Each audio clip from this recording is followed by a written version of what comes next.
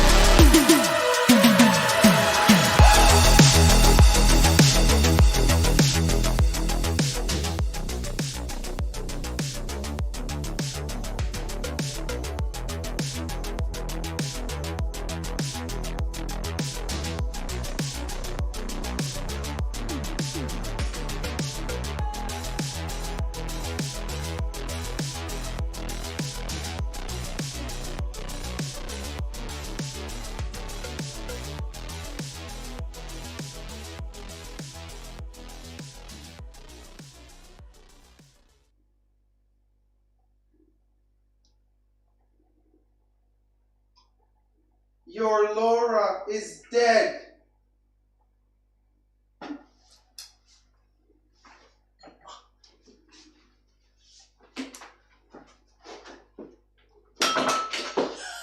Hi everybody, it's Laura Palmer.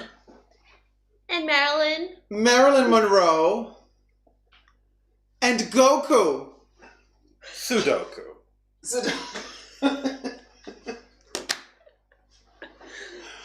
We gave you a moment. Hi everybody. This is a little bit of Twin Peaks, a little bit of Marilyn Monroe, a little bit of Dragon Ball Z or Sudoku, and welcome. Welcome to the... Fashion bunker? Well, I want to say to the Black Lodge. We are literally in a special room in the Black Lodge, down under. Yes, because even down under there's a Black Lodge, and Laura Palmer knows, Marilyn Monroe knows, and Goku Sudoku knows. So guys, let me read your chats. How's everybody doing? We promised you a new hairdo, and we got it. Hi Aisha, hi Sheridan, hi Ryan, hi Blonde and Chatty, Jack, Kuroyoru, Jizzes, Findley, Dovi, more Jag, Twin Peaks moment, yes! Brittany, what an opening. Thank you guys. So, how's everybody doing? Can you guys hear us? Mr. Ad Friendly moment. Lori. Hello, Dacob and everyone. Okay, everybody figured it out immediately with the red room. Good. Well, we worked really hard to deliver this moment to you guys. Weeks of work. We tried so hard. Like, the movement of this fan was really challenging. I am so proud of these two wonderful human beings because we did this choreography in 5 minutes, but we did it really cool, and I think... I almost died on the charger cord, but Yeah. you know, I recovered. and we caught it on camera, which Yeah. is awesome. So, listen, we have a show for you today. The coffee is brewing because in the Black Lodge, we do drink our black coffee. But guess what? There's a reason why we mentioned... the coffee is brewing. There's a reason why we mentioned Marilyn Monroe and Goku. Goku's a bit random, but... I know. It's the hair. Yeah. Well, I mean, listen, it was either Goku or Tiger King. Yeah. Sudoku. Yeah. Yeah. We're talking Marilyn Monroe. Yeah. We're talking Marilyn Monroe today, you guys. What is interesting, if you notice, Marilyn and Laura Palmer are wearing the same lipstick. Now, that coffee. It's really... Yeah, literally it's really- I don't know if you can hear really it. Oh my god, I bubble- think it's... Is it it's coming like, out? It's combobulating. Oh, Marilyn! Save us, Marilyn! Oh my gosh, wait, hold on. I'm gonna turn this off. Oh, yes. I got this. Thank you, Marilyn. It's okay. I love how, look, by the way, Marilyn is dressed. Oh my god, this is Twin Peaks. I mean, Laura's Twin Peaks as well. Goku is like that moment where like David Lynch would have done a Goku moment if he redid Twin Peaks today. So And plus, look at the wood table. We're in the we're in the Palmer house, the Talpa version of it. Now listen, the coffee is almost done. But Marilyn Monroe, so you guys, we went shopping. I don't know if I'm too loud, because I'm too loud because the microphone is so far. Should I be lower?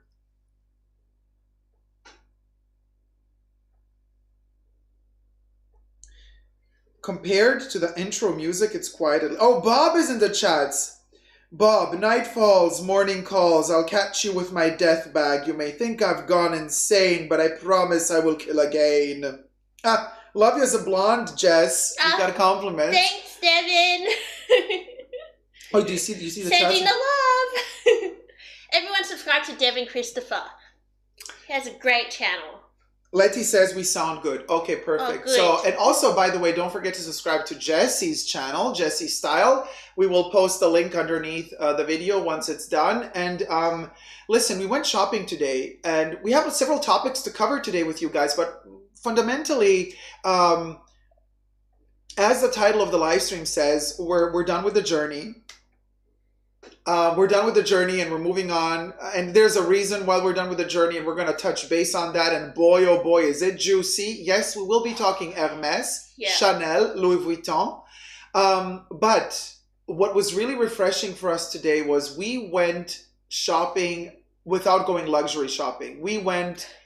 It was really hard, yeah, guys, you say it, but but you know.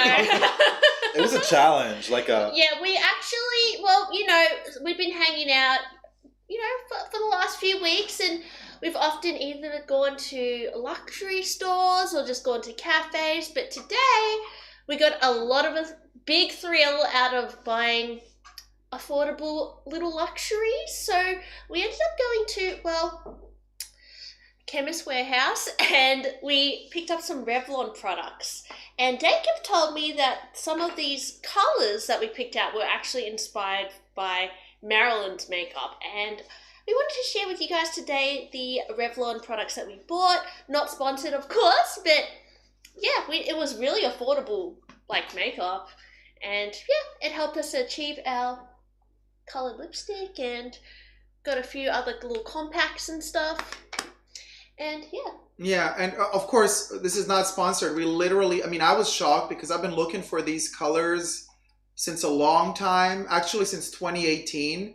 And I know that there was a lot of talk about Marilyn Monroe using Revlon makeup and Revlon lipstick in particular.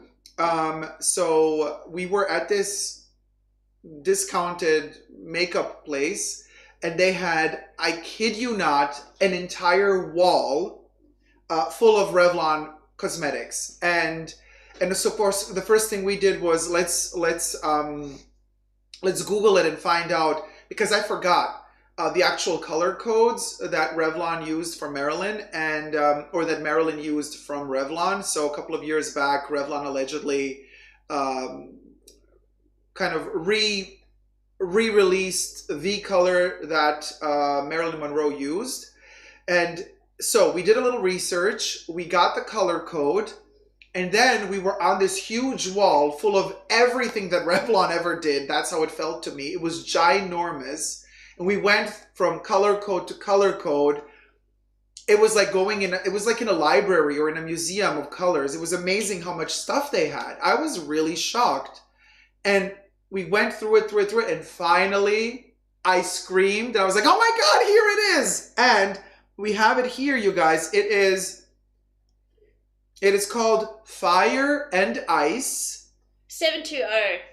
720. And we're wearing it right now, both Jessie and I, you know. Yeah, so I don't know if it's, honestly, because I have a few Chanel lipsticks, I feel like this is not as pigmented as what I've experienced in my previous lipsticks that I own, but this is a really fiery red. It's almost like, not too orangey, but more on the orange side, which I don't usually go for myself. I usually go for more purpley reds, bluer reds, even more of a dark burgundy tone.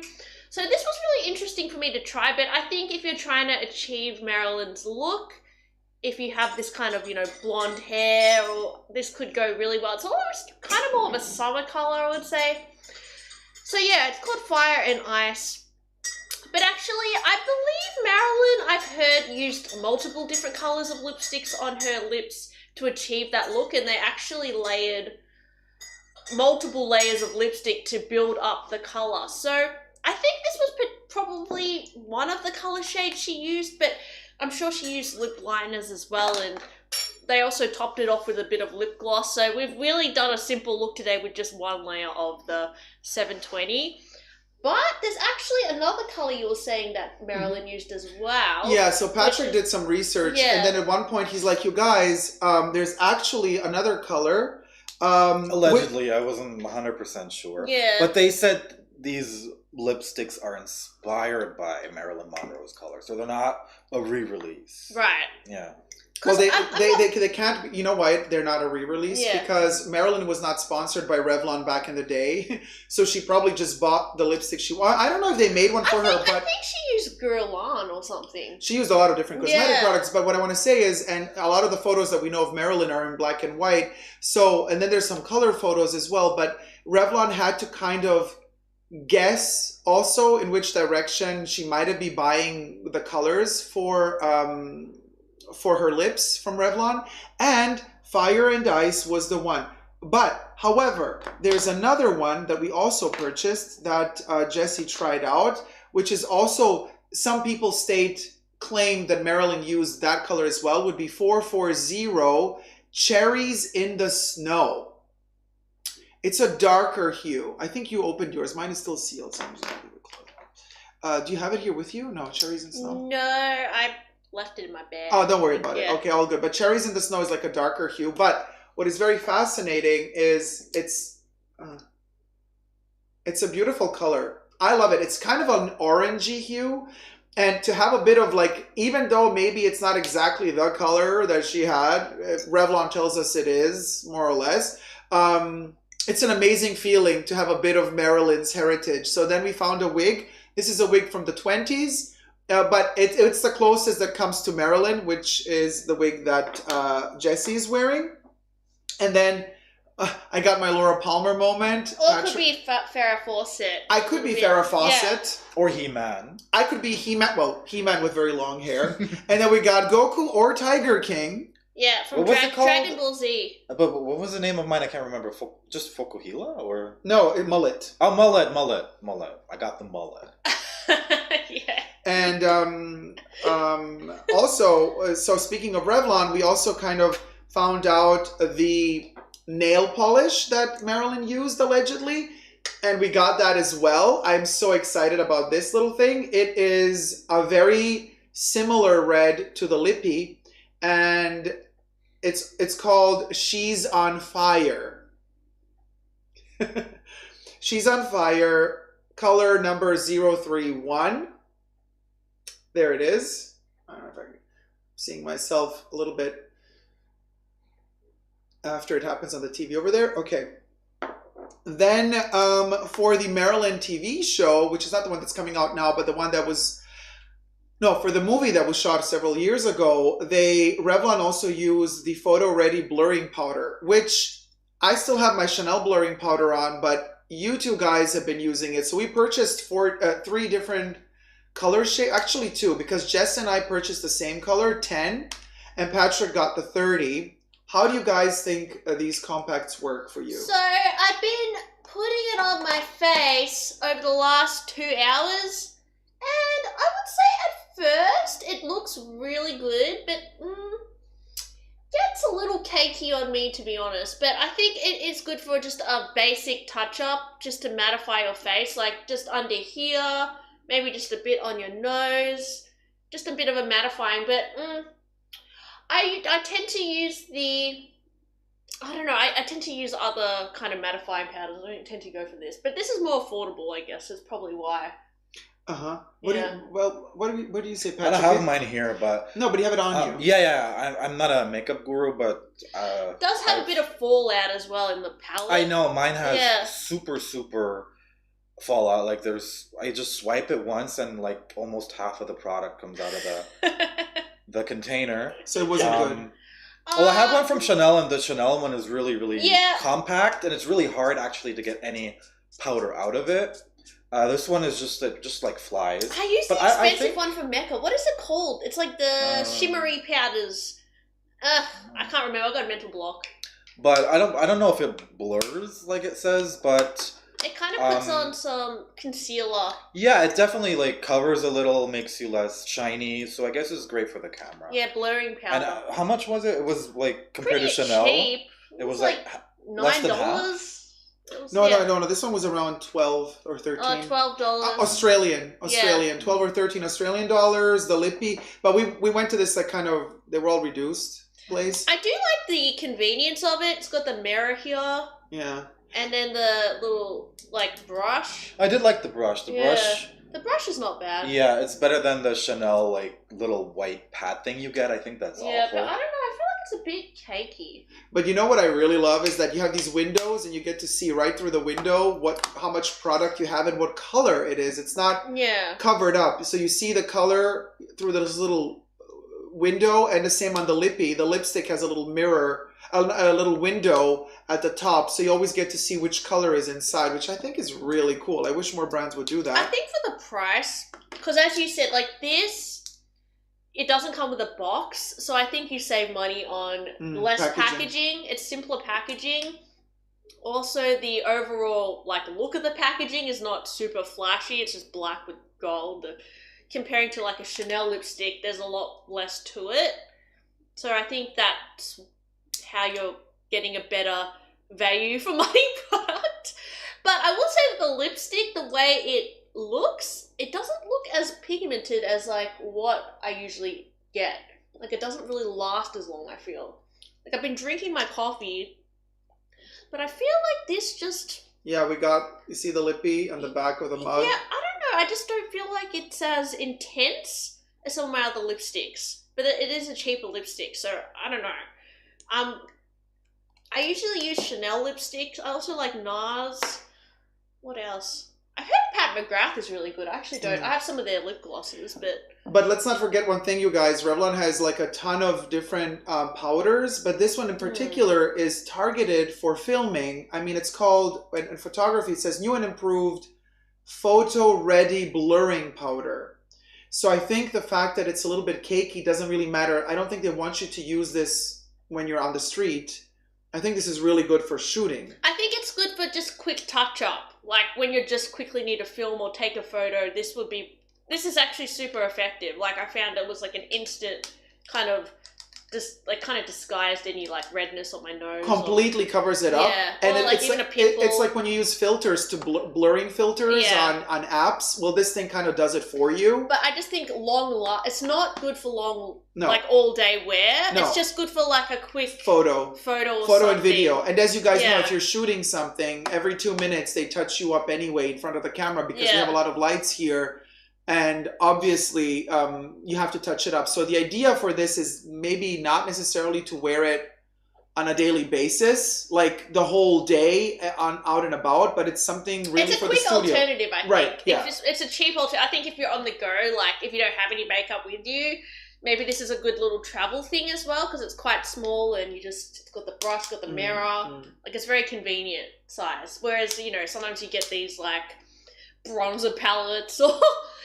little shimmer palettes. It's too much to carry around. You just want a little touch up. So I think that's what's good about this. Yeah. Oh, and we also saw Drew Barrymore's makeup line. Yeah, we saw. What do you think about that? Drew Barrymore's makeup line. A lot of it was actually sold out. So I was surprised by it. I mean, I don't know. I mean, it was pretty affordable as well. I bought a makeup brush because I needed one and it was pretty affordable actually. So I think it's really reasonably priced, but I haven't personally tried any of her products, but it looked super popular. So I'd be curious to watch some reviews on it. But you tried some weird foam. Oh yeah, there was like this foam primer in this purple bottle. And we'll say the packaging was really weird and it kind of smelled funky, but maybe it performs well. So I don't know, can't diss it till I tried it, kind of thing on my face. Just tried it on my hand. It felt a bit weird, but smelt a bit weird. Yeah. People are saying in the chats, I've never clicked a video so fast after seeing that thumbnail. Surprise, surprise. Olfactive Story says, I'm looking for an invisible loose powder. My ride or die powder is discontinued now, and I ran out of backup. Olfactive Stories, my invisible ride or die is the Chanel Natural Finish loose powder in the translucent color. They call it Natural Finish loose powder in a 10, which is like crystalline. This is the one I always use, but it's translucent, but I mean it's very, very pale. Like if you have any color in your face, this will show as like a vampire finish. But try it out. This is amazing. I love loose powder. So that's my tip. Of course, everybody has their favorites, but that's just one example of one of my. Well, that's the one that I use.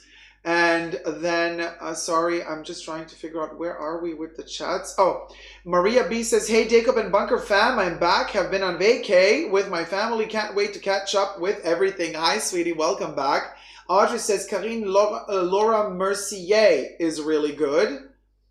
Kiara Mishke says to Olfactive Stories, RCMA. Love that powder. Jesus says, in my experience, Essence has better quality lipsticks than Chanel, and they're less than €2. Oh, Jack says, Marilyn also allegedly used the top coat for the lips that would seal it in and stop transfer. Interesting. Rosha Kishki says, these looks are giving. Thank you, darling. Olfactive Story says, thank you, Audrey. I'll have a look at it. And Olfactive Story says, I bought the Givenchy one as I saw lots of good reviews, but it just makes me look so dry. Chiara says the RCMA powder is compared to the Laura Mercier. It is really affordable and light. I have dry skin and it is one of the only powders I use. Olfactive says I've never seen that brand, RCMA. Laura Mercier, I've heard that's a really good one. I really want to try that. But is it expensive? Probably. Yeah, a little bit. Yeah, probably expensive. Audrey Jane says, I want to try the new Red Shiseido brush, but it's so expensive. Yeah. Kiara says, RCMA is a theatrical brand. Everyone bought it like crazy when loose setting powder was popular years ago. Servus Vibe says, hello everyone and greetings to the Australian Fashion Bunker from Austria. Hey sweetie, glad you're not shy and that you made it to say hi. Oh, a little rhyme. Natalie says, I love this loose powder too for years. And Chanel powders are beautiful, says Lori. Olfactive says, okay, I'll have a look at the Chanel one too. Really hard to find one which is not sucking life out of me. Girl, no way, Essence is better, says Kuroyoru. Jesus says, Yas, way, sis. Hello, Andy, says Olfactive Stories. Servus says, hello, Karin. Bim Black says, I use Laura Mercier as well. Kuroyoru says, it might depend on the lips then. Sometimes products I love don't work for my mother. Ollie says, wow, Super D for breakfast. Love it. Hey, Ollie, we are in Twin Peaks today. I am Laura Palmer. We got Marilyn Monroe. Well, Jessie could also be. I don't really know who I am. I could be Marilyn. I could be. Yeah, Jessie could also be from David Lynch's Eraserhead, and Patrick is Goku Sudoku, but could also be a Lynch character from, let's say, a potential season 4 of Twin Peaks. Yeah, I don't really know why I'm Yeah, we just bought these wigs basically. Yeah, it was. We were thinking about wigs or pajamas, or stickers. Yeah. But not the Chanel ones. We wanted to, we found all these really cool, crystal stick-on gemstones and adhesive, scrapbooking supplies at a $2 store.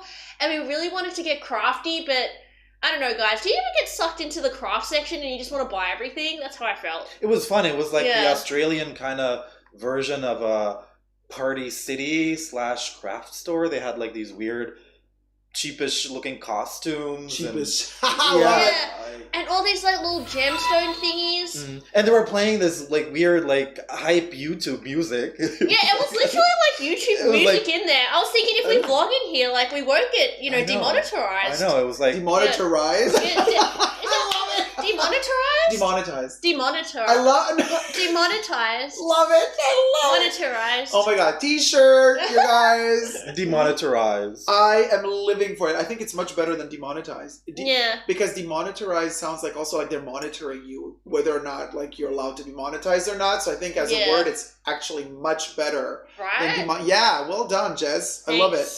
And also, I wanted to say, Laura Mercier, says Audrey Jane, isn't expensive over here. It's £22 for loose powder.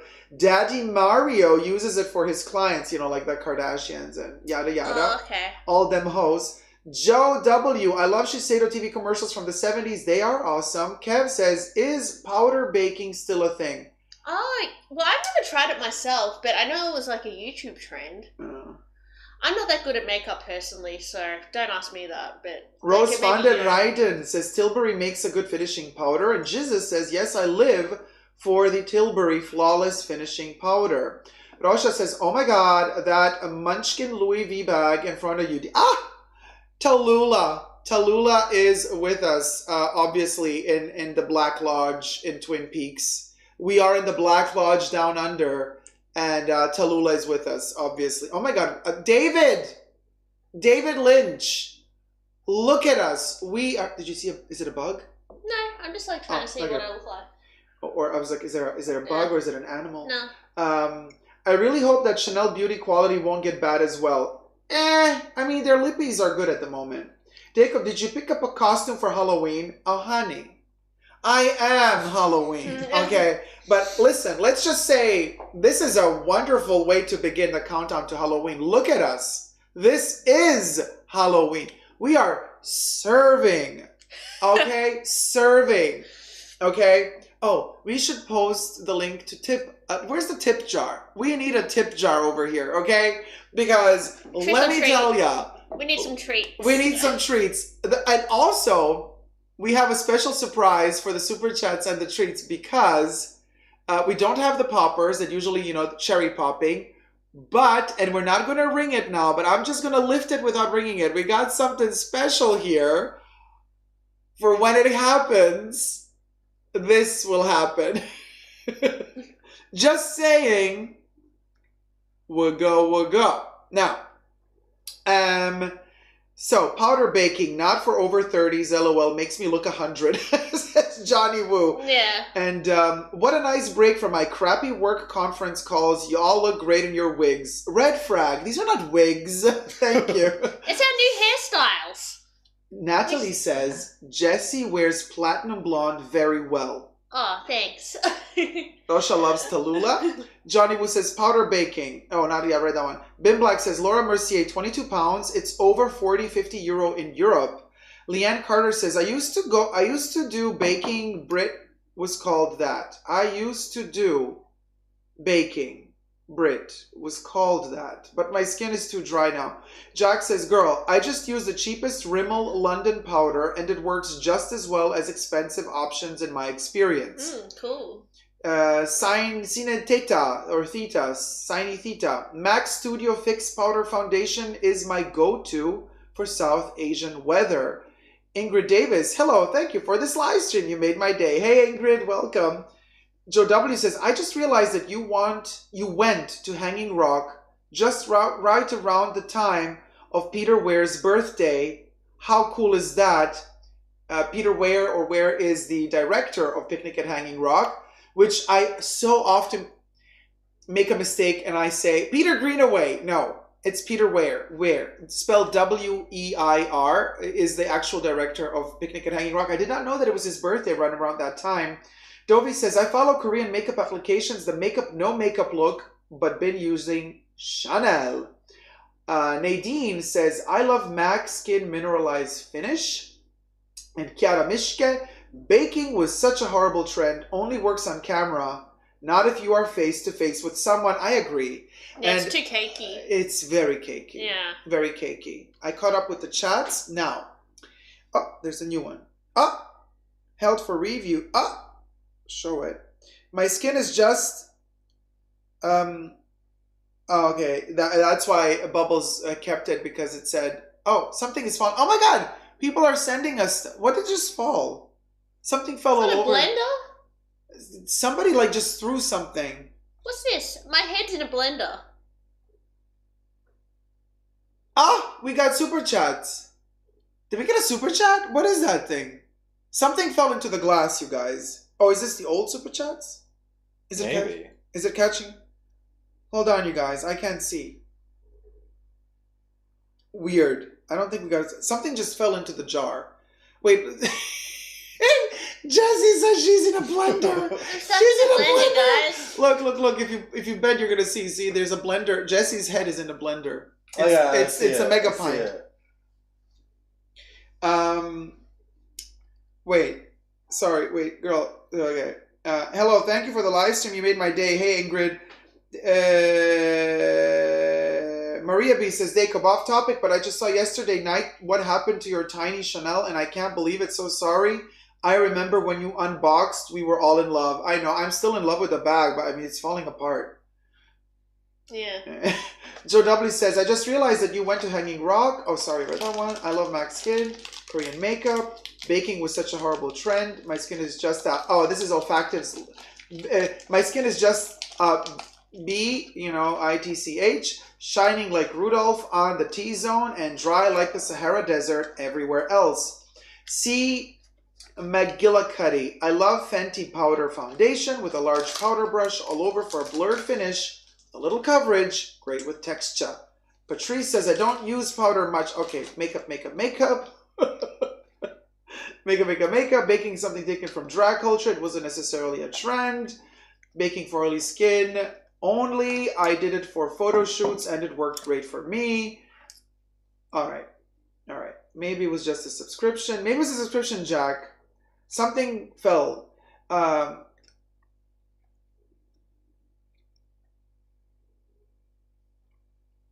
Wait.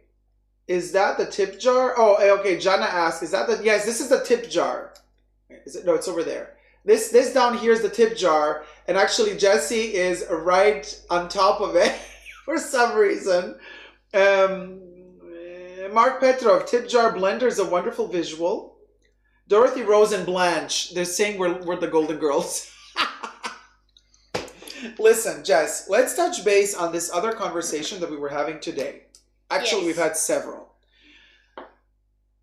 One of them being, we're done with the journey. We promised you in the title, and there's a lot of sub-levels to that, but Jessie, take it over. Well, actually, I've been unboxing a few things on my channel recently that I purchased from the boutique, and, well, I actually really have been enjoying the things I've been buying, but I actually got a comment on one of my videos saying, Jess, I've noticed that you've been buying things from the boutique, so does this mean you're on your journey?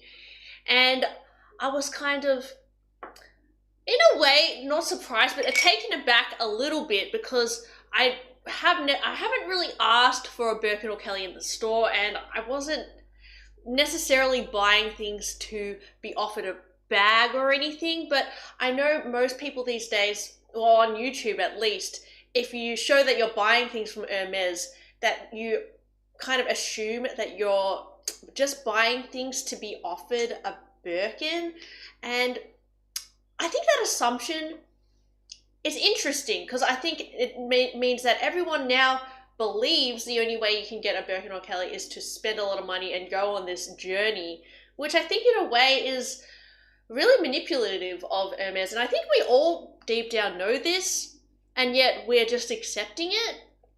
And I realized that over the last few days, I mean, we've been so hypnotized by bags for the last few years, or at least I have, and in a way, well, Red Frag donated $10. Oh, Red Frag, thank you so much for the tip. And all three of us can now do a little moment. Okay, and yes!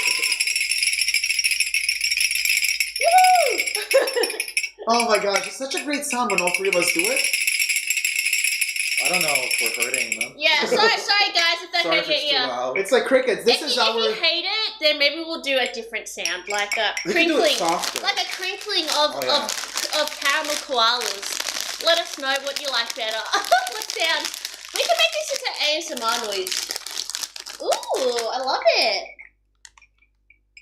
Is it the same? No. Yeah. Technically, this is called She's on Fire, and the lippy is called Fire and Ice.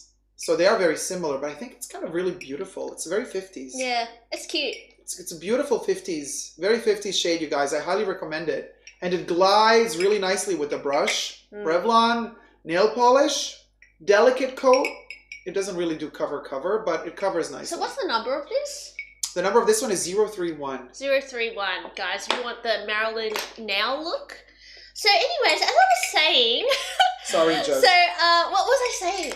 So basically, if I would go to Hermes and like buy perfume or soap or something, I would kind of feel bad because I would think that the sales associate is thinking that I'm trying to go on my journey. Although I'm not. So although you're not, you might be just wanting to buy a random small product because it's a fancy label. Yeah, but I think cool. It's not cool. Yeah, it's kind of weird. So I feel like it's strange that that's what Hermes is turning into a journey. I mean, obviously not for everyone, but I think on YouTube land, that is like what it's kind of turning into.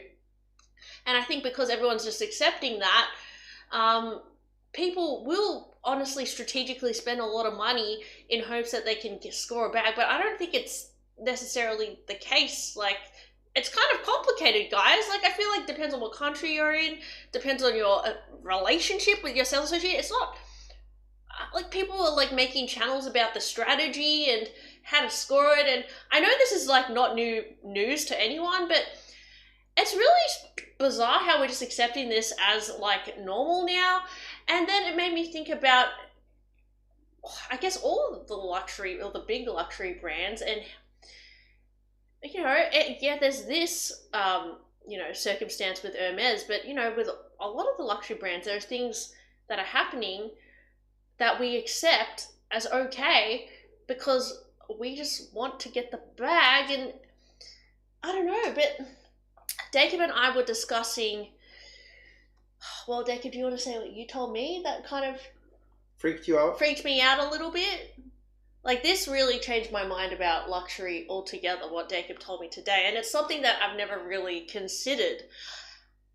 To be honest, guys, I started really questioning my whole luxury journey or my luxury collecting obsession ever since I came back from, like, Byron Bay, which was yesterday. I was away from my handbag collection for a few days, and, you know, everyone down there doesn't really care about handbags, and I actually found hardly any use to have a designer bag down there. And when I came home, I realized, I have all these designer bags, but I don't even really need them, really. And I thought, well, I've just spent so much time and effort to get them, but what is it all for in the end? When does it even matter anymore at this point? If the bag is real or not? If it's real, like, no one cares. I mean, we're at a point now, you guys, where... And I have this video coming out soon that I shot together with you guys last Sunday. Well, it was Saturday for most of you, but it was Sunday for me already because, you know, Australia is like a day ahead in the future. And... well, there's this theory out there that the luxury brands are also, in part, producing the counterfeit bags and maybe even clothes and watches, accessories, because they want in on the action. I mean, think about it. And again, I'll touch base in that upcoming video more in detail, but, you know, if after decades and decades they weren't able to stop the counterfeit production, despite investing, you know, millions and millions in suing people, you know, legal action, this and that, and it's not happening. And then, you know, the counterfeit market still keeps producing. You might ask yourself, maybe they're also producing their own bags, because I mean, the counterfeits are becoming better and better and better in quality. Most of these bags that everybody covets the most from all of these brands are heritage bags that have been around for decades. They're not the most complicated bags to make in construction wise. So these counterfeit companies have had decades time to perfect their art in counterfeiting.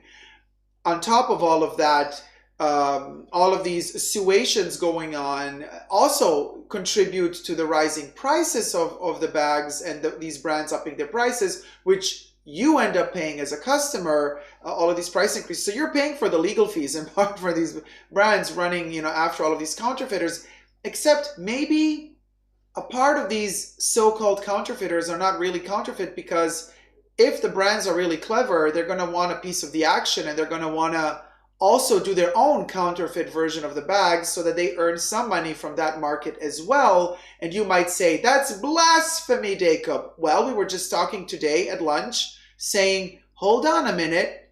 You know what other brands do with food?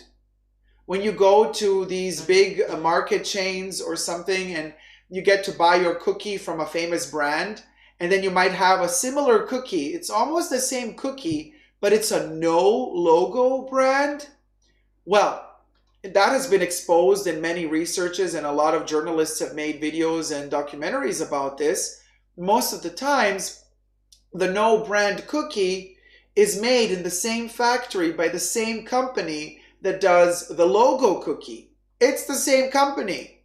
They might do a couple of ingredients even cheaper, but it comes from the same factory. The same producer does it, just hides the logo, does another logo to, sell it cheaper, but not ruin the reputation of their better brand.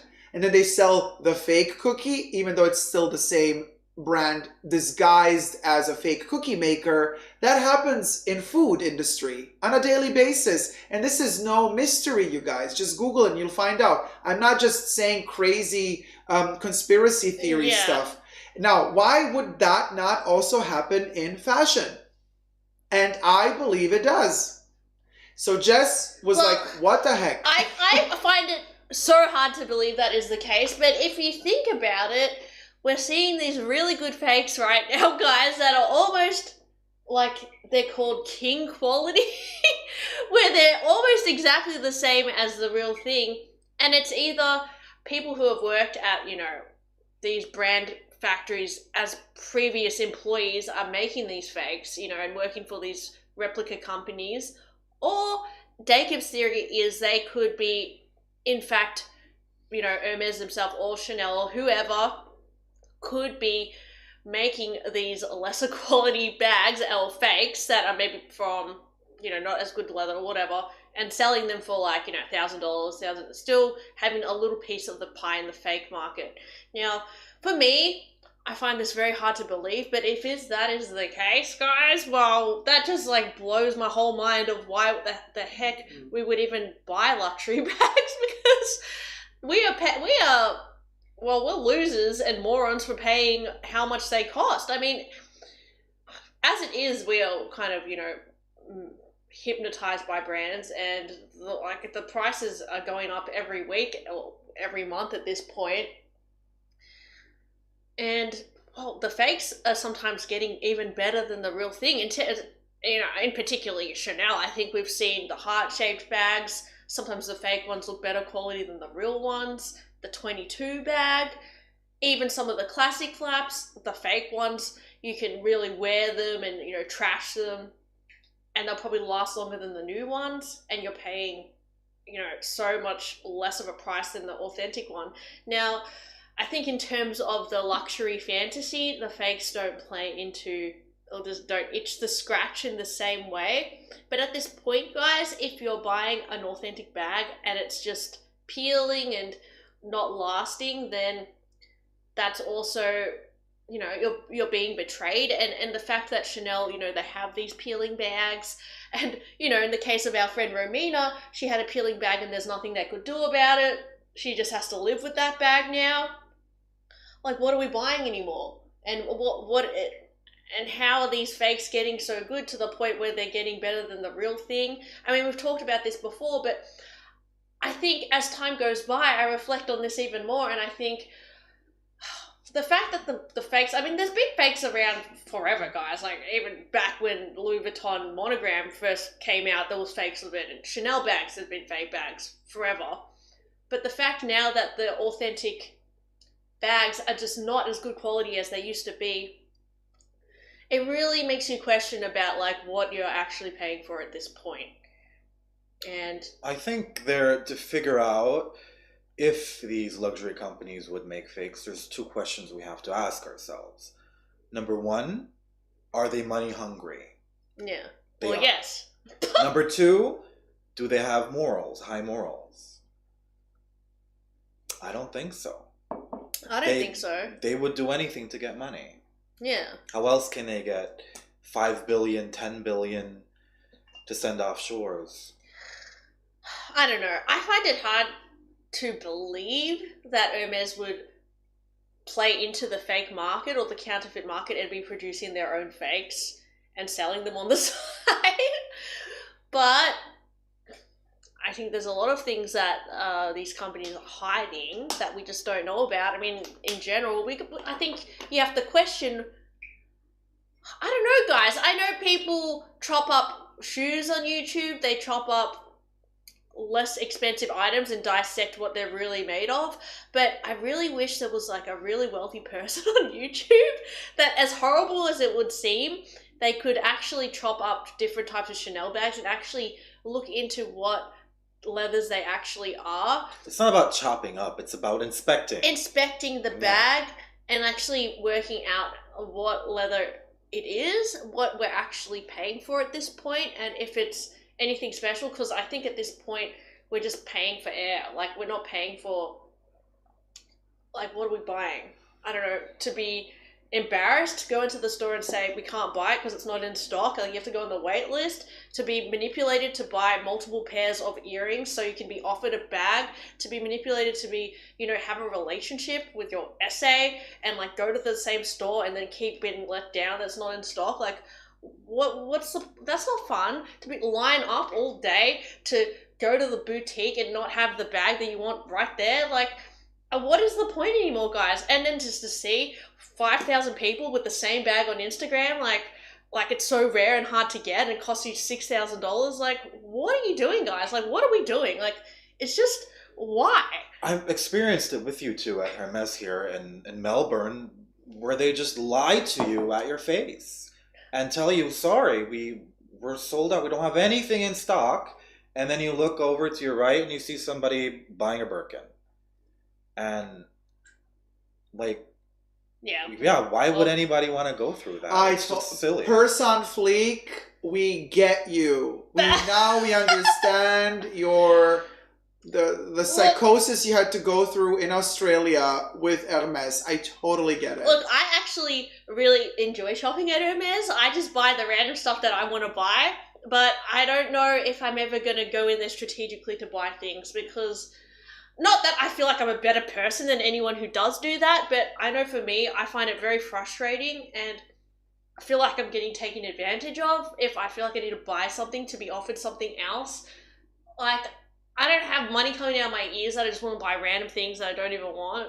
I don't know, guys, but I just think it's too stressful to buy luxury like that. Like, how is that even fun anymore? Like, it's just, maybe if you have so much money coming out of your ears that you want to play this game to be offered something and you find entertainment from that, then fine, maybe you enjoy the chase. But I think a lot of people would just get heartbroken from it and feel like they're inferior, which I guess that's what luxury is about, feeling like you're not, you know, good enough and you want to aspire to be something bigger. But I don't know, I think luxury should empower you and make you feel like cool and like you're getting treated really well and like it's a great experience and it makes you dream, not something like you're not good enough to earn it, you don't have enough money to get it, or you haven't spent enough money to like, you know, deserve it. Like, I don't know, I guess it depends on your perspective, but I don't know. I think the issue is also that you two know too much.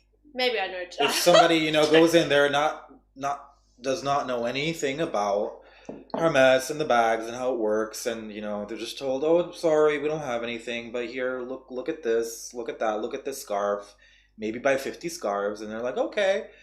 But you really know your stuff, and you know when somebody's trying to not tell the truth to you and is trying to, like, almost feels like they're abusing you. Like, why do they have to lie? Yeah, well, I don't think it's the sales associate's fault, to be honest. I think it's just the whole strategy of the store. Like, it's not like the sales associates have power to really offer you what you want. It's more goes down to store manager and what the head office direction, what they want to, the strategy they want to portray. I mean, if a sales associate sells a Birkin to just a random walk-in in some stores, they'll get in trouble for that. They're not allowed to do that.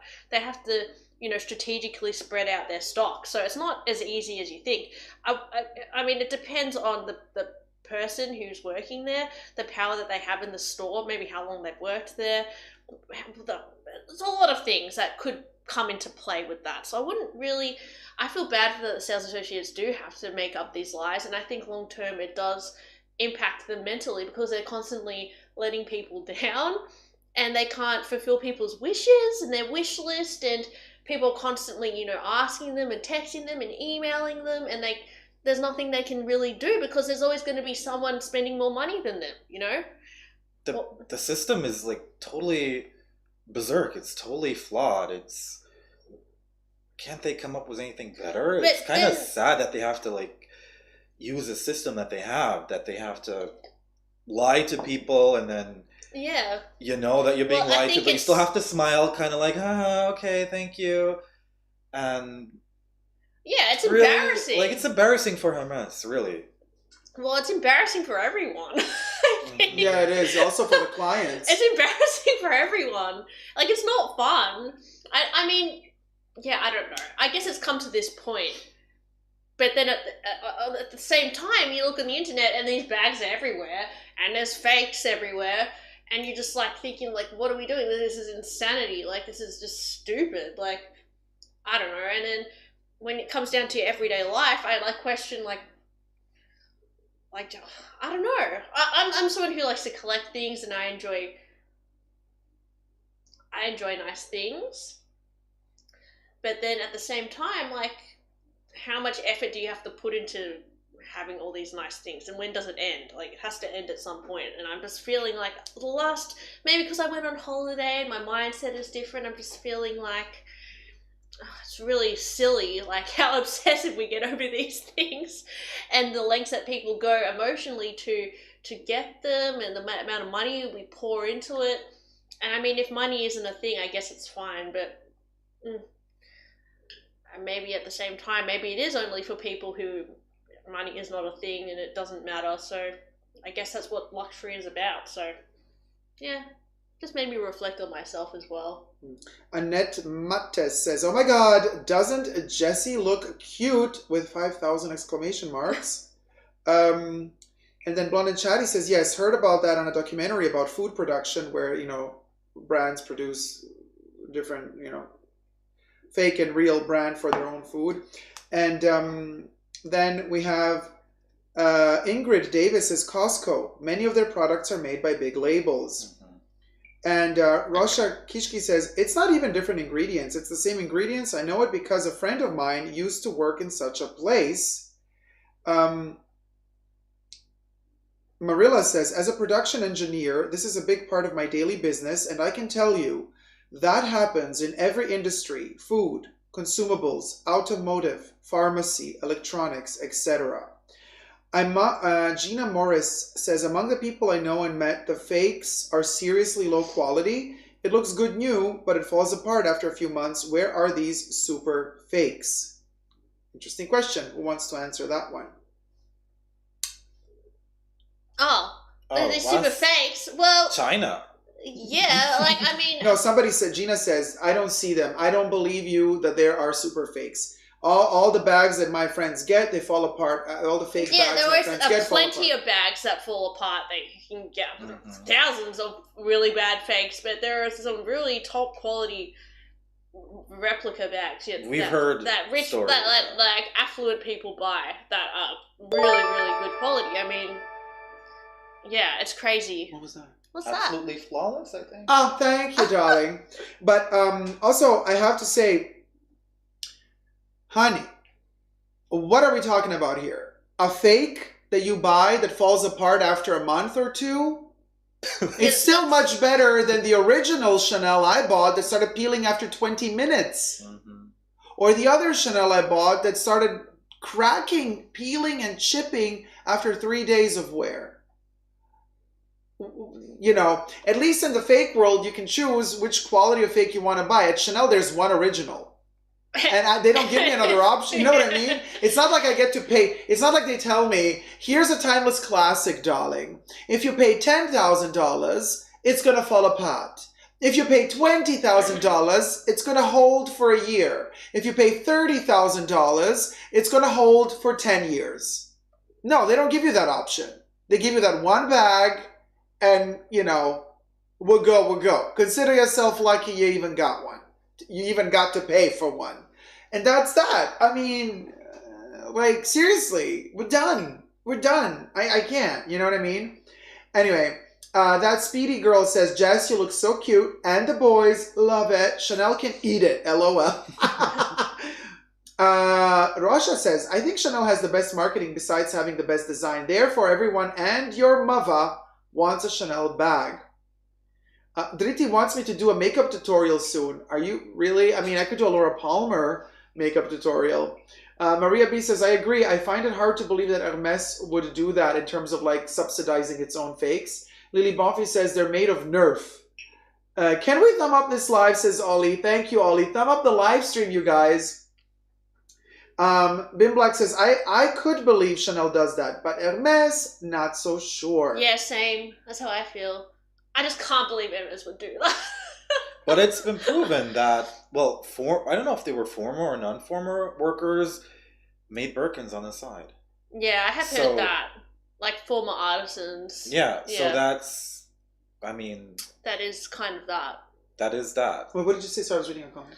Well, I feel like probably former Hermes artisans potentially there are some that have worked in these replica factories to help them perfect it. But I don't know if Hermes themselves as a company would subsidize as selling fakes on the side and profit from selling fakes themselves. Perhaps ex-employees have supported the industry. Wouldn't be surprised there. Who knows?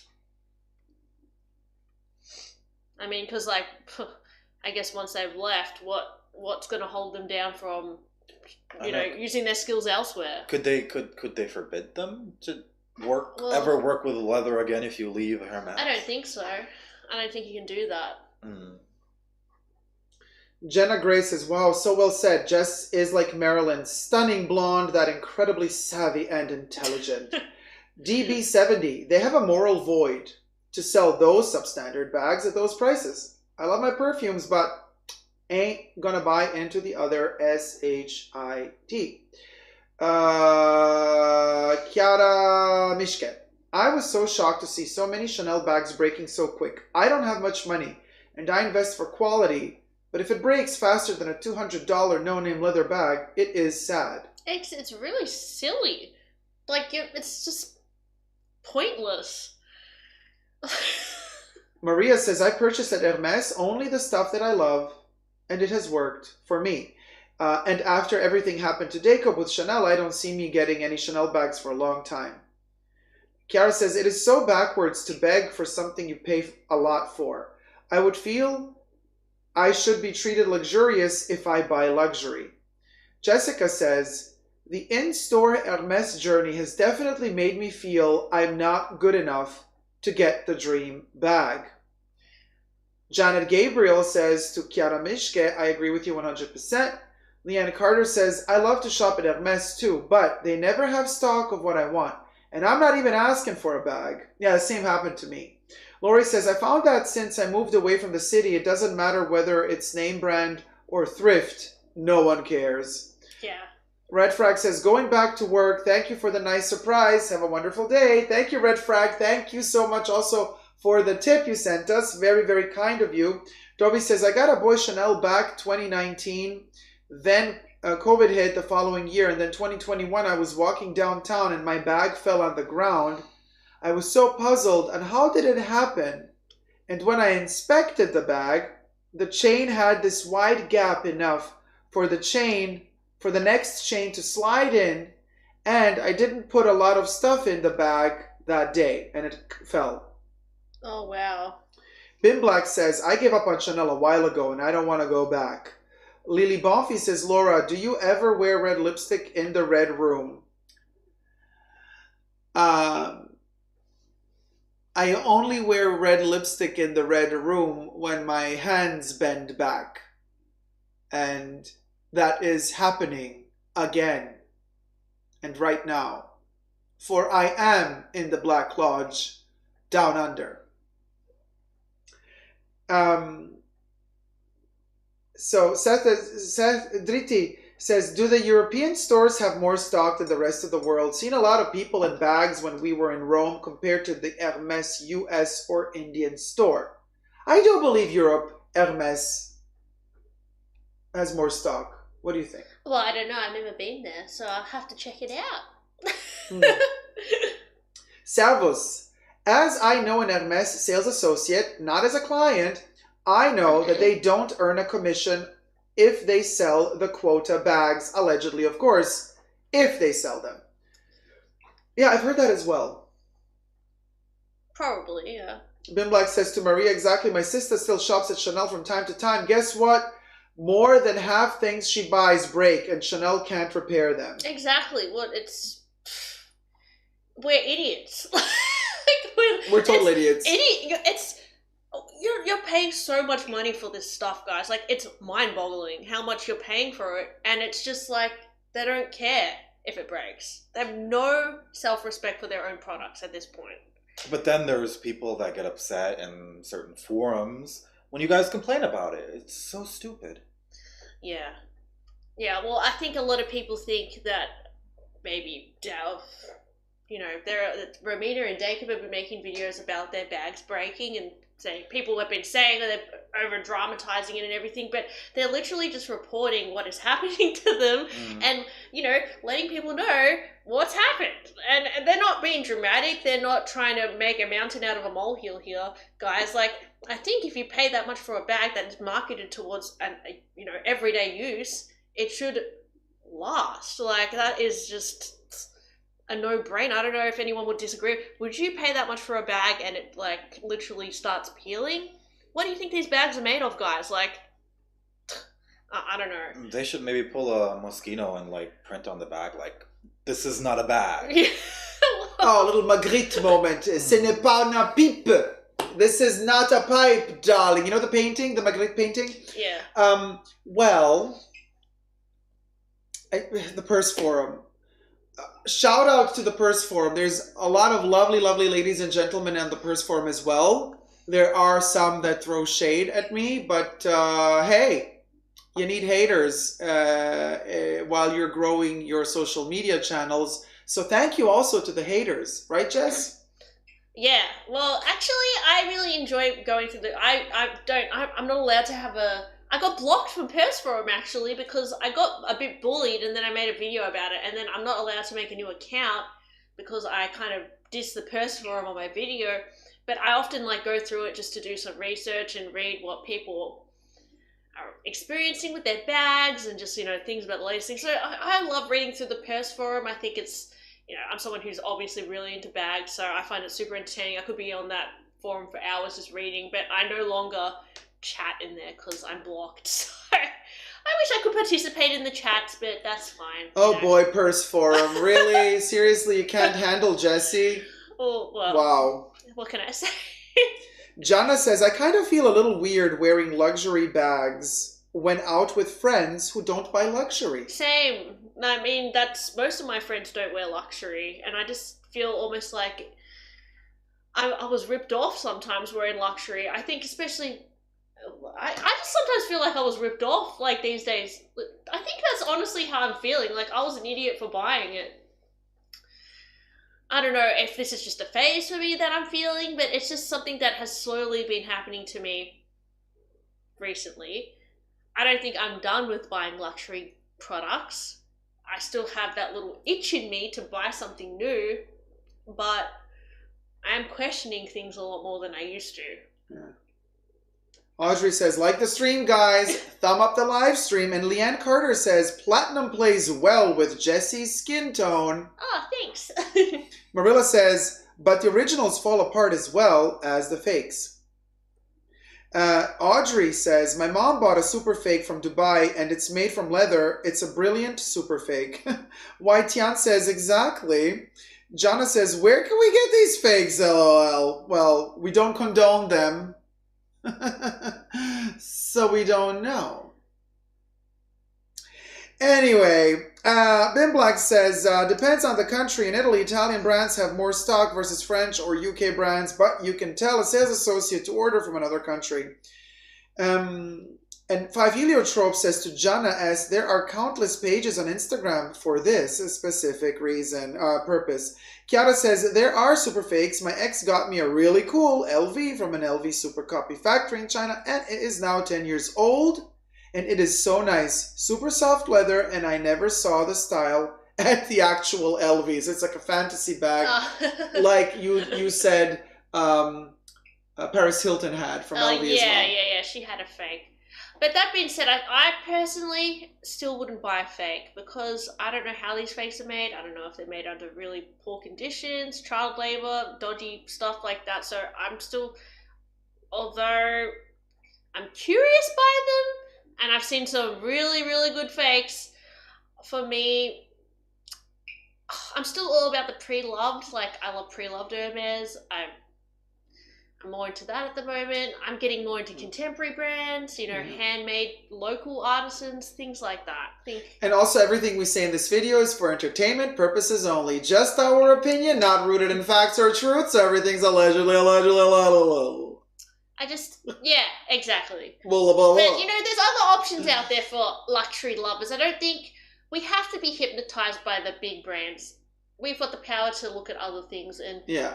I think that in the future, if these brands aren't innovative enough or thinking or like upping their quality or doing things that were better than what they used to do, then why should we be buying from them? Like, there's nothing inspiring or interesting about them at this point. Well, for me anyway, I'm just like, a Chanel flap. Okay, great.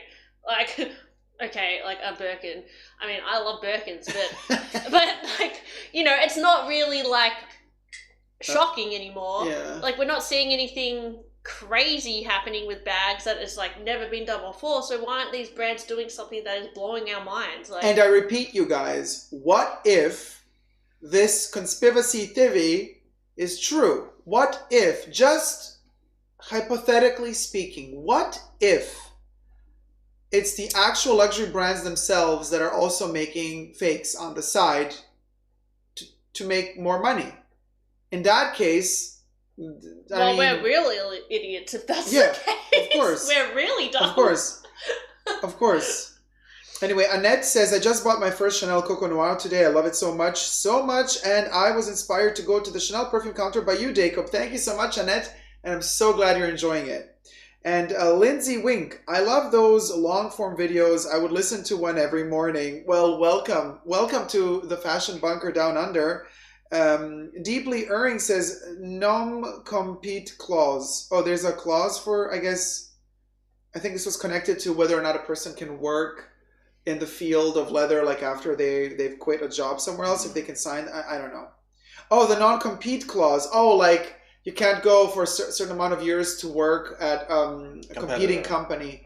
That's an issue that happened. I remember I did a video on that particular topic some time ago, where who was suing who? Cartier was suing Tiffany or vice versa, because one of the two headhunted one of their head designers, whatever, and then they kind of like brought the ideas from one company over to the other, allegedly. And then there was like some suation going on there as well, because they said, well, they alleged, hey, he had the non-compete clause going on, but I don't know, something like that. But I made a video about it a couple of months ago. I mean, at this point, it's all drama in the fashion world. So, I mean, I make so many of these videos that I can't even remember anymore. Bim Black says, for luxury sunglasses, brands like Tom Ford, Gucci, Gentle, Monster, Dior, etc. are made in the same Chinese fakes too. Kev says, if super fakes can pass the inspection of Hermes craftsmen, then are they still fakes? Also, most super fakes are probably sold above retail. Kev also says, why would they charge lower prices if they pass off as the real thing? I have a sneaky suspicion that they would do that to maintain the covetability of the first level brand. So it's like, if you have a brand and you want to keep it covetable, you're going to be like, look how many people are copying us because we're so amazing. So now, you're going to have to pay $20,000 to buy our bag.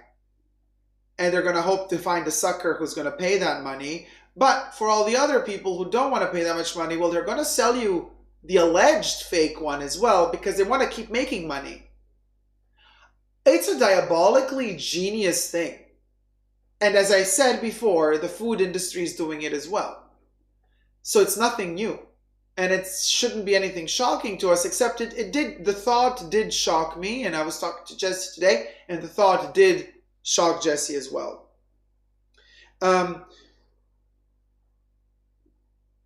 Marilla says, I don't know about high-end luxury, but when I lived in Beijing, you could buy stuff from different designers at the same factory as cheap night shift products. And Ingrid says, my niece bought a fake Chanel mini for like $400, and she uses it every day. The quality of her bag is better than the one that I got and paid 10 times more than her for. Yeah, that's embarrassing. That's embarrassing. It's really embarrassing. Hey, T-Pal, good morning. Marilla says, and this was the factory which produces the original stuff. Sweet Thing says, I feel like Jesse is serving Jean Harlow today. Oh, that's a good one. Yeah, also. Lindsay Wink. This is so frustrating for someone starting a few years ago. I would love to collect vintage bags, but it's so hard not having anywhere to see them in person before buying them. True. Yeah. Maria B says, Dacob, did you tell your sales associate about what happened to your red bag? I sent all the information. My sales associate is on holiday at the moment. So as soon as I have news, when my sales associate returns back from holiday and talks to me, we'll give you guys an update. Audrey says, spot on. Jess is serving Jean Harlow. Joe W says, could be because a lot of Asian tourists go to Europe to shop. I don't know what the topic was. But anyway, Just Saying says, I wonder if Chanel is the same, not giving commission on bags as well, or maybe just lower commission in comparison to fine jewelry and ready to wear. Probably depends on the country. Yeah, right? Olfactive Story says, Cecina pound suck, right? Dobby says, yeah, poor Romina stuck on a lemon. Chanel, so sad for her. Yeah, it's terrible. Really, Chanel should just refund her. Honestly, you guys. Melissa says, oh my God, you guys, I just joined the live. Live in Ferret. Hi, Melissa. And Maria B says, the thing is that some people follow their favorite influencers, and it's not like everyone is talking about the Chanel bad quality. So that's why people keep buying. Yeah, I've noticed this reluctancy to admit the fact that, some people are just so in love with Chanel that they just... So they're hypnotized. Yeah. Driti says, Dacob, I remember you especially said to look for a wrap stitch on a classic flap that attaches the two flaps at the back. I just noticed my Jumbo doesn't have that, so a stitch has popped. Disappointing. No, the stitch has not popped. They just didn't do it because it's cheaper for them not to do it. So they don't do you're talking about, they do the vertical stitch and then they got to do the horizontal one on top. They don't do the horizontal one to save time because it's hard to do that one. So there's just very few people who still do it at Chanel. Otherwise, you're just going to find the vertical and you're not going to find the horizontal stitch. But I made a video about exposing the 255 bag, or it's also the Timeless Classic that should have that, but I made a video about that several years ago, so you can check out all the details on that if you're interested to know about the horizontal and vertical stitch. Bim Black says, what? People get banned on purse forum? Of course, all the time. Yeah. Jess is a living proof. And I'm not looking to buying a Fendi bag, says Rhonda Fraser. I never hear anyone complaining about their quality. Your thoughts?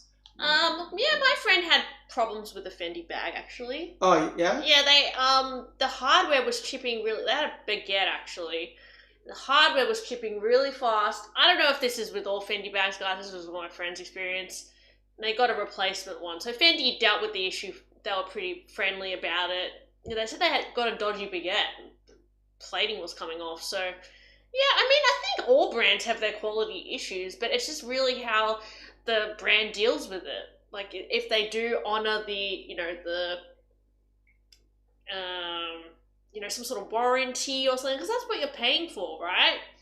If something is wearing too fast in a weird way, you should get a replacement or a refund. And I don't think Chanel is that clear with what their policy is. No, they're not, yeah. Where I think Fendi did, they corrected the situation with my friend. But yeah, I don't think Fendi, I think it depends what sort of bag you buy. I don't think they're all the best quality. No, it's not. Just like any brand. Yeah. Maria B says some influencers like Tamara have thousands of handbags, so it's not like they are wearing their Chanels all the time. Yeah, that too.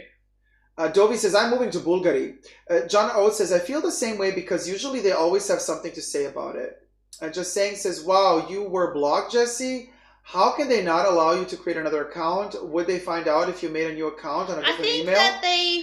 I think it's because I kept trying to make a new account on the same computer, so maybe they knew what address I was at. I don't know, guys. Like, I kept making new usernames and I wasn't allowed. So I don't know. Maybe the IP address or something. They knew I was. Yeah, I don't know. I might have to try and make one on a different computer or something. But when you just like want to stick to the same computer. I don't know. Yeah, too much fuss. Ben Black says never had issues with Fendi. Been client for 20 years. Rose says, I love my Henry Queer bags. They are beautiful and get more beautiful with time. Okay. Henry Queer.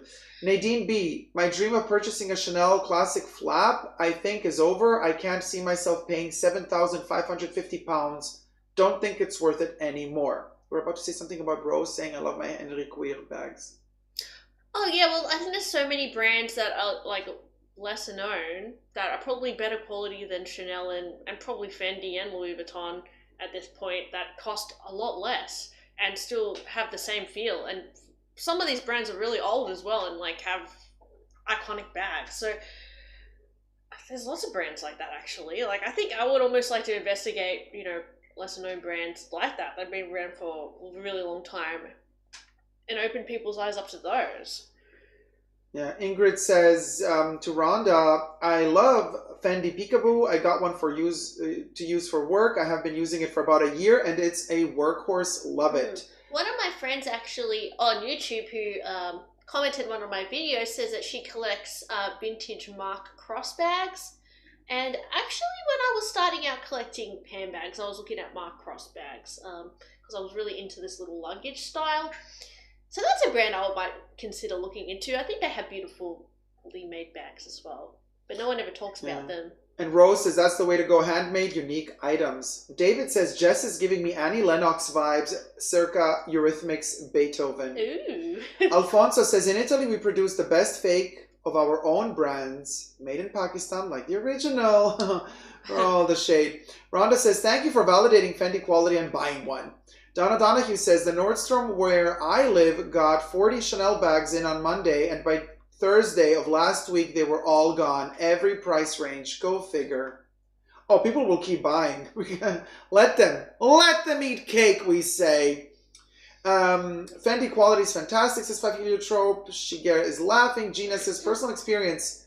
3 LV fakes fall apart. I still don't want to glamorize super fakes. They're still tied to criminal rings. Audrey says, Dacob did a video on that. Thanks, Audrey. 5 Heliotrope says, Gina Morris, but when a fake breaks, it does not hurt as bad as when the super expensive original one breaks. Yeah. Gloria Retino says, good morning, OMG, you guys are the best. Hey, Gloria Retinos. Lily Boffy says, Marilyn, how do you really feel about Chanel No. 5? Oh, just a touch.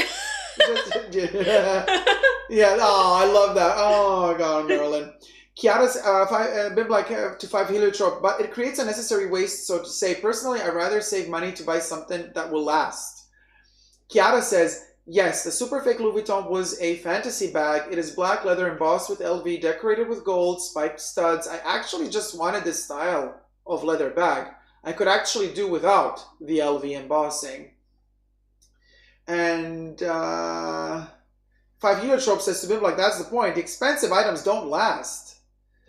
Bim Black says, well, not all of them. Moynard, Fort Lepage, Goya, Moreau, Fendi, they all last, allegedly, right? Gina says, if China sells super fakes, that could pass as original. Why do they flock to Europe to buy the expensive ones? Oh, that's a class issue. I do believe that this is just a class thing, to be able to show off to their peers or to whoever they're with, to be able to say, I went to Europe, I got the real deal. To show off. Like Jesse said, it doesn't itch to scratch the same. Yeah. Five Heliotropes, Five Heliotropes says some YouTubers are just afraid to speak up because they want to keep a peaceful relationship with their sales associate boutique. It is silly and hypocritical. Everyone's manipulated by these brands. Why are we letting them manipulate us, guys? Like, who are we? We have power. Of course we have power. They're, at the end of the day, we're the ones with the power. You don't have to feel like you need to be manipulated like this. I just think we don't trust ourselves enough to just choose the right thing to do. I don't know if it's the right thing to do to give into these big brands to feel... I mean, yes, I will still buy luxury, but at my own will and not because... And if I think it's worth it, which at this point, I'm questioning it. In terms of Chanel, at least. Exactly. Thumb up the live stream, you guys. We're trying to do something here, something new on YouTube. So let us know, and let YouTube know we're doing something good. So thumb up the live stream. Hi, Miri. Welcome. Bim Black says, just have to avoid brands that have been made overexposed, like Chanel. And I think that's right. And Dovey says, Purse Forum, a lot of keyboard warriors there. I posted a video of Dacob there one time regarding only poor people buying luxury. Well, the video is different than that. That's not... anyway. And this person was all over me. She can't take my stack of Cartier. Oh, the shade. Living for it. Hey, Milica, how's it going? Kayla Daniel says, it's so pointless to buy new Chanel bags in 2022. I agree for now. Personally, because my experience has been terrible with their quality or lack thereof. So, until they don't address these issues and until they don't correct them and openly... And I think a lot of people are making excuses for them because they're saying they're a fashion brand and they're not specializing in leather and, they're just fashion pieces. Yes, but I think when it comes to luxury, it still should last if it's marketed towards something you can use on the daily. Like the 22 is marketed as, an everyday bag that you use on, by the pool or in the desert. So you should be able to use it like that. Andy Moore says, hi, sweeties. Hi, Andy Moore. Leanne Carter. Yes, it's the IP address, Jesse, that keeps you blocked. Yeah. Patrick is giving Billy Ray Cyrus vibes, says Gloria. Who's Billy Ray Cyrus? You have to go. Miley Cyrus's dad. Oh my God, Miley Cyrus's dad, but a younger version. Lindsay Wing says, I think people getting upset and leaving is exactly what Chanel wants. They don't want normal people to own their bags. It could be the case. Wait, hold on. I have something to say about this. I don't agree. Just a super wealthy who I'm sure they take care of if there are quality issues. No. Because think about what you're saying. You're saying here as if Chanel is targeting just the people who can't afford buying $100,000 worth of clothes every 2 weeks at Chanel.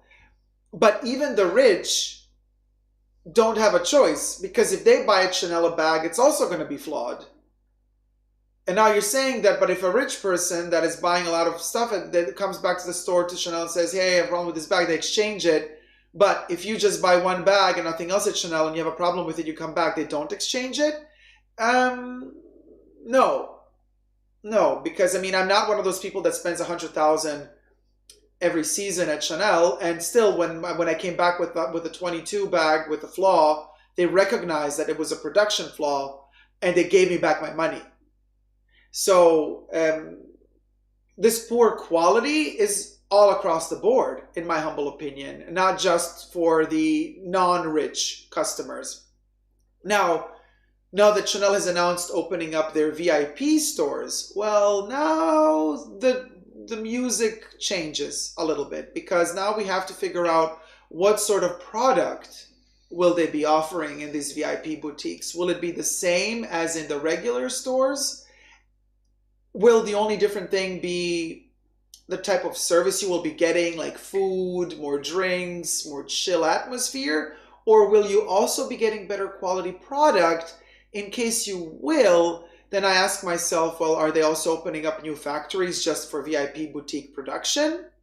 Well, I think that they don't need to make the quality that good because a lot of rich people just collect these bags and then just use them, a few times and then move on to the next bag. Especially if they're like, got an event to go to, they'll just buy one Chanel bag and, use it once and that's it. So it doesn't really need to last. Maybe they're catering more towards that client who kind of just goes through bags like no one's business. So it doesn't need to be like, we buy one bag and we keep it for the rest of our life. Like, that's not the client that they want anymore. Or what if they take some of those super quality fakes and start selling them to the VIPs? Well, yeah, Chanel offering super fakes for their VIP customers. Better quality. Sweetie darling. It is better quality at some point. Well, allegedly. A lot of rich people do buy the super fakes, so yes, I think they've worked that out. A lot of rich people are saying, oh, I'm not crazy to spend all that money. I'm going to invest my money elsewhere. So, but I like the style, and a lot of them are feeling tickled by finding out really good super fakes and stuff. I mean, there's this whole article in the New Yorker, and I've touched base on that in my last live stream. That video is coming out soon, by the way. Look forward to that because boy, oh boy, do I open up a lot of Pandora's boxes in that one. Let me tell ya. And okay, well, there you go. Billy Ray Cyrus just went down. We'll go. And if they cared at all, says Lindsay, about their customers, it would be easy for them to offer better customer service to everyone. Well, I mean, they just gotta handle more the fact that there's so many people who want to buy. Letty says, Dacob, do you use inserts for your bags? I'm thinking of getting one for my Speedy 30, but I'm hesitant. Any advice? Thanks. No, I don't use any inserts for my bags. I don't. If a Speedy is made in that shape to sag, that's how it's intended to be worn and used, and that's how I used it and how I use it. But I know some people want to maintain this other shape. Jesse maybe can help you out there with inserts. I use inserts for most of my bags, but that's because I like to protect the inside. So I can just sometimes, you might have a lipstick that you're using and it might just fall out of your makeup case and then you don't want to get lipstick all over your bag. So that's why I use like inserts for my bag to protect it. You could just use pouches or something like that as well. You don't have to get the full inserts, but some bags I think it is necessary, like if it's a super shapeless bag or just something that you don't want the leather to stretch out in a weird way. Sometimes I think depending on if it's super floppy leather, you might need a thicker insert. If it's just something, that already has a lot of structure, you could just use something really thin, like thin felt, or like I've seen silk inserts. Yeah, I mean, you can buy bag inserts from all different price points, but I've even made my own bag inserts. You just get felt from the craft store and you just measure the bag and you just sew a rectangle. They're not that hard to make if you have the time. But usually I do use bag inserts. If it's a super mini bag, I probably wouldn't because it's just going to take up the whole bag space. But something like this, I actually got a bag insert and I cut it in half because I still wanted this little bit of slouch here, and I just use it as like a base. So I can just throw my keys in there or whatever, where it's, mark up the interior because it's a fabric inside. So fabric interiors are usually harder to clean. So yeah, it depends on the bag, but I like to use them just to keep the bags fresh. That might be a great video to making your own insert. Yeah, it's not that hard to make. Yeah. People would really, that would break the internet. Make your own bag. Yeah, instead of saying this video is sponsored by all those insert bag stuff. Well, you say guys, make your own. Let me show you how. It's not that hard. I mean, especially something like this. You just have to measure this, cut a few rectangles and just stitch it together. Felt's not that expensive to buy. I mean, I think 7RP use Alcantara, so that's why they're so expensive. It's just like a luxury kind of material they use in luxury cars. But yeah, I mean, I like to use 7RP as well, but they're really expensive for Hermes bags. I bought some silk ones. It's really annoying though if you buy a bag insert from a company and it still fits. Like sometimes I come into a situation where I buy a bag insert which is made for a bag but it still doesn't fit in the bag properly. So there's that risk as well. But yeah, I mean, there's so many bag insert companies now. You can kind of just test them all out if you want. But yeah, I don't know. Audrey says, Patrick is giving me Wham vibes. Yeah. George Michael in the house. Andrew Moore says, I think more like Gloria Swanson vibes for Jesse. Ooh. Annette says, Autotone has a very similar bag to the Givenchy Antigona that I'm thinking of buying. Leanne says, yes, it's Wham. Speaking of Antigona, we just can we just throw a moment of shade here, seriously, because we just watched, what's the name of that? Oh my God, I have to use words on YouTube that are not going to... We watched several people, so which one are you talking... Be careful, which one are you talking about? I'm talking about the one Oompa Loompa making a video about our lovely Mel in Melbourne, her closet tour video, and then... Hotler mode. Oh, right, him. Yeah, so he kind of reviewed her video where she goes through her closet. Girl. Well, I actually used to really like watching Hotler mode. Nothing against him personally, but he said that the Givenchy Antigona is the Antigona? Well, first of all, no, he didn't know how to pronounce it. Oh, okay. But he claimed that he knew how to pronounce it. He threw shade at Mel because Mel kept saying Yves Saint Laurent with a T at the end, and he said, honey, no, it's not difficult. Don't pronounce the T. Oh my God, he's so cringe. He was a little bit snobbish. But then he was such a snob. But then he kept making mistakes with other brands. He was a bit of a hypocrite, yeah. Such a hypocrite. And in that video, oh my God, I can't. He was a little bit snooty, but Didn't he call Melbourne? Yeah. Melbourne. He was like Mel in Melbourne. Mel in Melbourne. Yeah, Melbourne. And then he didn't know how to pronounce Louis Vuitton. So he came across as a bit of a know-it-all without knowing it all, which was a bit irritating. It was so cringe. Yeah. And still, millions of views, and people eat it all up as if it were the truth. Well, I think sometimes you just have to sound convincing and then you fall. I don't know what it is. Well, listen, but I'm like, you're throwing shade at Mel in Melbourne because Mel said, because listen, I gotta defend Mel here, you guys. Mel, I got your back, girl, because this ain't cool. First of all, she's like Yves Saint Laurent with a T, and he's like the T, and then like next sentence he's like Louis Vuitton.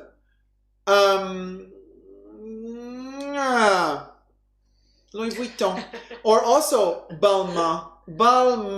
Okay, you should maybe watch my videos how to pronounce brands with a French guy from Paris. And the guy puts an N, and I'm like, why are you throwing shade at Mel in Melbourne about not pronouncing stuff correctly? And then you keep mispronouncing every single brand almost that you mention after that.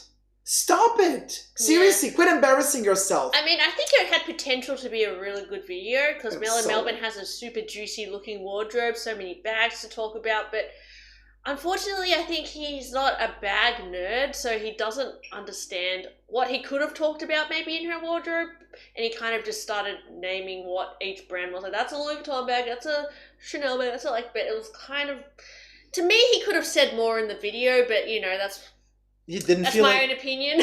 He didn't feel like he added much. He didn't really add much to it was really just replaying Mel's video, which, monetizing, which just shows us that when you're at that level, when you have so many subscribers on YouTube, like you have breached the algorithm. So all you got to do is just make a video. You don't have to care about the content. You don't have to put the effort anymore. He could have said more. The algorithm is going to pump you to everyone anyway, and you see it, and you see the lackluster in the intentions, in the energy, and everything, and I'm like, what a wasted opportunity. He's definitely doing something, right? He has like 1 million subscribers, so would like to know how to get to that point personally. Yeah, but I don't know. I think there's so much you could talk about with Mel. If I was gonna do a review of Mel's closet, I would have said so much more than what he said. But maybe he thought there was not much to say. obviously everyone agreed. There was not much to say because that video got a lot of views from it. So. Yeah, Elizabeth Andrews is like, is that Super Dacob's twin in the red? I mean, I'm Laura Palmer, and well, Tiger King, Sudoku Goku. Sometimes things that are expensive are worse, says Joe W. Hey, good morning, Sandy, my love. Premium life, Sandy. Good morning from New York City. Good morning, my love. Audrey's saying, thumb up the live stream. Thumb up the live stream, you guys. Kath Cricker says, hey, why am I late to the party? Well, better late than not there at all. Kiara says, in Japan, brand items are so cheap secondhand and they are verified because people don't want to buy secondhand and feel cheap. I get all my Vivienne Westwood secondhand. More for me. Yay. Letty says, question for Jessie. Do you have a tutorial on how to tie the twillies on your Lindy bag? I have the same bag and would love to do the same. Thanks. Oh, I don't have a tutorial, but I should probably make a twilly tying tutorial. A lot of people ask me about that. Yeah, that's a good one, Jess. I need to learn some more tricks because there's all sorts of ways you can tie the bows. But write it down. Yeah. You got to do the tutorial for making the inserts, tutorial for the Lindy. I actually bought a new twilly today, guys, so unboxing soon. I've seen photos. Twilly unboxing. Audrey says, if I'm spending thousands on an item, I should be able to use it and not feel like it's going to fall apart. I agree. Joe W. Japan is really heaven for pre-loveds. 5 kilo trope. Imagine a 5-star resort. You're there on vacation, mold everywhere, insects, dust, microbes, and you wouldn't complain. But would go there again? Question mark. Exactly. That's like with rebuying bags of Fine Bar. Good point. Yeah. Good comparison. Lily Bonfi says, Billy Ray, can cowboy boots be luxurious? Yeehaw. Wah, sure, madame. Leanne Carter, Chanel couldn't survive off of only super wealthy. I also agree on that. Yeah. Dovey says, ha ha ha ha ha ha ha. Gina says, I guess it's the collectors of the brand that are abused mostly with these quality issues and exorbitant prices. Well, sometimes the collectors don't even notice that there's flaws because the collectors usually don't even wear the bags. They just put them on the shelf as prized possessions. Nadine says, I was watching a recent Cassie Thorpe video. She was offered a mini Kelly within a few months of moving to America. Don't people usually have to wait years? Oh, honey, let's not even go there. Unless Jessie wants to go there. Well, I don't know. It depends on the store, depends on the sales associate, depends on who you are, what you do. And there's no journey, guys. Like, the journey is made up. Like, there's no strategy. It's all a whole lot of factors which could mean you offered a bag. That's all I'm going to say about that. Everyone thinks it's some sort of magic equation. Like, it's not, guys. Like, it's common sense, honestly. Yeah. Jana says, my theory is that Chanel is making lower quality bags for the masses and reserving the quality bags for the wealthy VIP clients. They have the quality bags put aside or in certain boutiques. I don't know. That hasn't been the case yet, at least from my experience. But maybe in the future, that will become. What do you think, Jess? I mean, your theory on that? I don't know. I don't think so. No? Okay.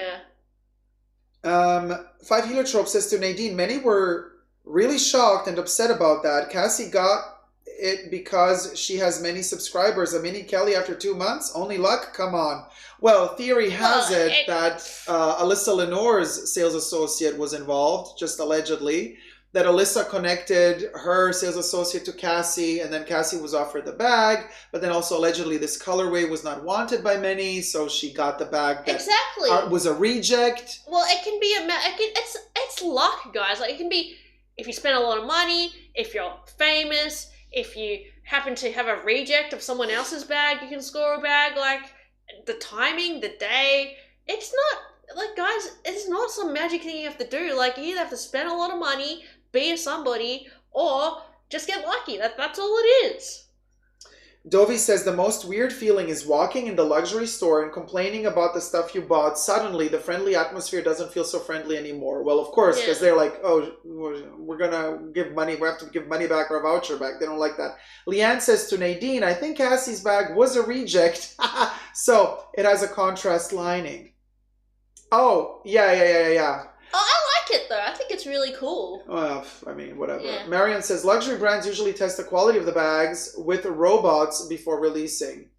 Gina says, so true. I got all these inserts for my Speedies. I end up not using them. It's just in the way, and it's easier to just use it as is. I agree, Gina, but to each their own. Sylvie says, Billy Ray Cyrus had a huge hit in the 90s. Achy, breaky heart.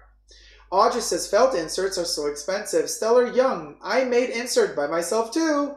Dovey says, you can just make one like Jess said. It's not that hard. There's a lot of videos. Russia says, Patrick is just so hot.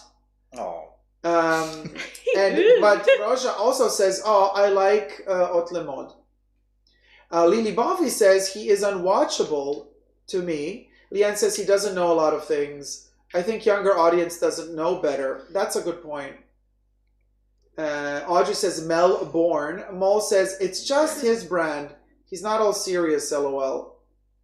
Oh, I think it's okay. I think, yeah, it's okay not to know. I don't know a lot of things, but I don't think it's okay to not know a lot of things, but then to critique other people for not knowing a lot of things, it's like Mel, like for not pronouncing it right. It's a bit hypocritical, that's all. I'm just like, well, you're not really saying that right either, so, you know, it kind of can come off as a bit snobbish, you know, or a bit not humble enough sometimes. We just didn't feel entertained by the video.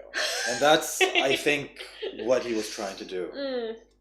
Really? But he was like literally trying to throw shade in a very like New York, I want to be Devil Wears Prada type of Miranda way. And I'm like, just girl. Well, that can be entertaining if you do it right. If you have the charisma for it. But also if you have the like knowledge to back it up. He just doesn't know much about bags, so that's fine. But yeah. Marion says it's La Mode. It's okay to mispronounce. Yes, well, he spells his name with Le. What you want, girl? So, anyway, Maul says it's just his, okay, we read that one. Madame says, what I love is that even his name is grammatically wrong. For someone that cares so much about the pronunciation of brands, it's La Mode, not Le Mode. So, Haute Le Mode, sit down. Betsy Arvai, yes, a Twilly tutorial would be amazing. Jack says, Haute Le Mode knows nothing by heart. He reads everything from a script. And from what I've seen, is willing to sell out to the highest bidder. Oh yeah, we've noticed in the throwing shade at a smaller YouTuber, because Melon Melbourne is smaller YouTuber than him. But then he would like drop little comments like, oh, shout out to designer this and designer that. like Balmain. Oh yeah, shout out to Balmain. Shout out to Rustic. Yeah, like they need a shout. I just remembered at the beginning of the video, he was like, yeah, so we're going to talk about Melon Melbourne. I tried to research, but I couldn't find anything about her. And I was like, we're done. Damn. Yeah, we're done. Like, we're done. Deeply Erring says, was undocumented for 30 years. My U.S. citizenship is next month. I've saved for 255, planned a trip to Paris in November, and was hoping to make my first bag purchase at 31 Rucambol. Well, congratulations for the citizenship, my dear. Congratulations, and welcome to the United States of America. You know, yeehaw, the land of the free and the brave. But also the land that loves to travel to Paris to buy a 255 bag. I congratulate you, but just inspect that bag before you pull the trigger, because you want to be sure that there's no flaws. But I honestly, though, I have not yet heard issues with the 255. The double flap, not the minis. We've seen issues with the minis. But since the double flap is not so overproduced, maybe you're going to be lucky and the 255 is going to be okay. But just be very, very careful when you inspect it. Dovey says, some people are just trying hard that make them sound ridiculous. Hey, Min Wade. Hi, y'all. How's everyone doing? We're great. Hey, Anderson Min. says 100,000 is not that much subscribers, I think. I don't know. 100,000? Oh, he has like 1 million. Yeah, Melon Melbourne, maybe. No, Melon Melbourne has 300,000. I think he has like 1 million, yeah. I mean, I like his videos. I used to watch him way back. I haven't watched his recent videos, apart from the Melon Melbourne one, but I mean, I thought his content, he's very knowledgeable about fashion, and I just think he's not that knowledgeable about handbags, which is what I'm into, so. But you know, he knows a lot. And Deep Layering says, but with the disappointing quality issues that past few years, I might just pass, go get the Parisian experience, and just buy a small item and buy vintage instead. That's also a great idea. And Audrey Jane says, who's Cassie? Oh, okay, the shade. Woof, that burned. Annette says, after finding out how Hermes plays with their customers' loyalty and emotions, I wouldn't be surprised by any allegation made against luxury brands now. Leanne says, I like Cassie's bag too, just like Jessie likes it. Sweet Thing says, yes, buy the vintage and pick up a scarf and some number 5 at Roucambon. Congrats. Deep Layering says, Sidovi Shikis, thank you. This is a very exciting time. Chilak Singh Chika, thanks, amazing, Deep Layering. Congrats on the citizenship. I hope you enjoy your trip, whatever you choose to do. Dovi says, Cassie Thorpe, she's a darling and very funny. Min says to Audrey Jane, Cassie Thorpe, the YouTuber. Audrey says, thanks, guys. I live under a rock when it comes to a lot of these people. Okay, so it was not shade. Audrey really didn't know. Betsy says, I have a couple inserts. I like it in the Neverfull, but not in the Speedy 30. T-Pal says to Jack, from what I am seeing, HLM needs an eyebrow waxing. Oh my god, here we go. Kev says, are we shading Haute Mole? Somebody, this was misspelled, right? I can't stand his ego. I'm just reading here. Don't shoot the messenger. Kev says, I can't stand his ego. He literally said something like he's the only one pulling fashion views on YouTube. Yeah, I think he's got a bit of a big head at this point, but well, I don't blame him. I mean, if I had 1 million subscribers, I'd probably think I was top, SH as well. Well, I hope you wouldn't be behaving well, though. Maybe not, but you never know. I mean, who knows when you get to that big, most people would get a big ego, right? I don't know. I'm just giving him benefit of the doubt here. I'm always too nice. She's too nice on camera. You're right. Come on, you know what I mean? Likability. We gotta pull a Sophie Showhead here. We gotta be relatable and likable. Which I'm never. Because you know me. I have a foul mouth and I'm gonna say it like it comes out. Because if it doesn't come out through here, it's going to come out through some other orifice. I cannot keep it in. Which has always been the problem in my life, because obviously people don't like to hear honest opinions. Because that just is like putting rocks on your own path. Because people, it's like PR, oh yeah, lovely, I love that. Oh wow, beautiful, amazing. I'm so sick and tired of this political correctness. But then again, I'm also on my second coffee, so I better zip it before I say something that I should not. Anyway, Mitch the Bag Boss, we like to overeat in America also. Hold on, I jumped 50,000 comments, sorry. Leanne says, he really doesn't know much about fashion either. Leanne says about Haute. Fabula Trope says, shout out to Balmain, right? Min Wade says, hey Jesse, going for the Marilyn Monroe look this evening? Yes. That's right. Hi, Min. Dobie says to Kev, lol, I can't stand him. I don't. There's something about that guy that doesn't seem right. I'm just reading the comments here, to be fair, so just don't shoot the messenger. Audrey says, not that Southern American accent, Dacob. Yeah, well, Dobie says, my husband just made fun at me for purchasing a merch from YouTube, but I don't care. I love my FOMO hoodie. Oh, Dobie, thank you so much. Anderson Martin said, and why is your hubby making fun of you for purchasing the FOMO merch? Wow, send him over here. We got some words to exchange. Okay, let me fast the words. If he don't let you be purchasing stuff you lock. Anderson says, Cassie, actually, she just made 100K. Congratulations, Cassie. Mrs. Vanby says, Cassie's really fun to watch. Love her. Jesus says, I heard Cassie has a triple. Okay, there you go. Yana Petrova says, I like Cassie and her bag, too. Marion says, pronouncing French words wrong is kind of cute. El Caldwell says, love Cassie and her mini Kelly is stunning. Chilak Singh Chica says, from the sounds of it, glad I don't know or watch the folks being mentioned, LOL. Krista K came in late. Who's shading Mel? Haute Mode is shading Mel. I'm a Virgo Dacob. Give me honesty. Be direct and don't sugarcoat it. I always sugarcoat this stuff. which is gorgeous because you know she does. So you have to kind of read between the lines with Jess. And then you get it. You just got to know how to decipher the Marilyn Monroe ways, the magic and the mystery. And this right here is why I love you so much, like if you speak the truth. Well, thank you, T-Pal. And Melissa, hello everyone. Hi, Melissa. Dovey says, that's why I love you, Dacob. You don't sugarcoat. Thank you, Dovey. I mean, obviously, a lot of people don't like me because I just say it. But I don't say it with malice. It's like, it's literally the feeling that comes out. It's not like, oh, I'm going to say this because I'm thinking of, oh, I'm going to hurt you now. No. It's just like, come on, keep it real. Tone it down a couple of notches. Keep it real because honestly, really, you know what I mean? Like, come on. Your head is a bit inflated, deflate it. And if you want to keep it inflated and then, well, and if somebody says like it's inflated, well, you know, moving on. Anyway, Melissa, Dacob is a blonde, living ferret. Thank you. Brain shutdown. What? Just joined. Hair alert Maximus. Yes. We are floating through the ether with new hairdos. Dacob's southern accent sounds like Bill Clinton. Oh, Sylvie. Silver BT. Oh, I pulled a Bill Clinton a couple of months ago. It was a difficult one to pull. Back in the day, I met with Coco Chanel.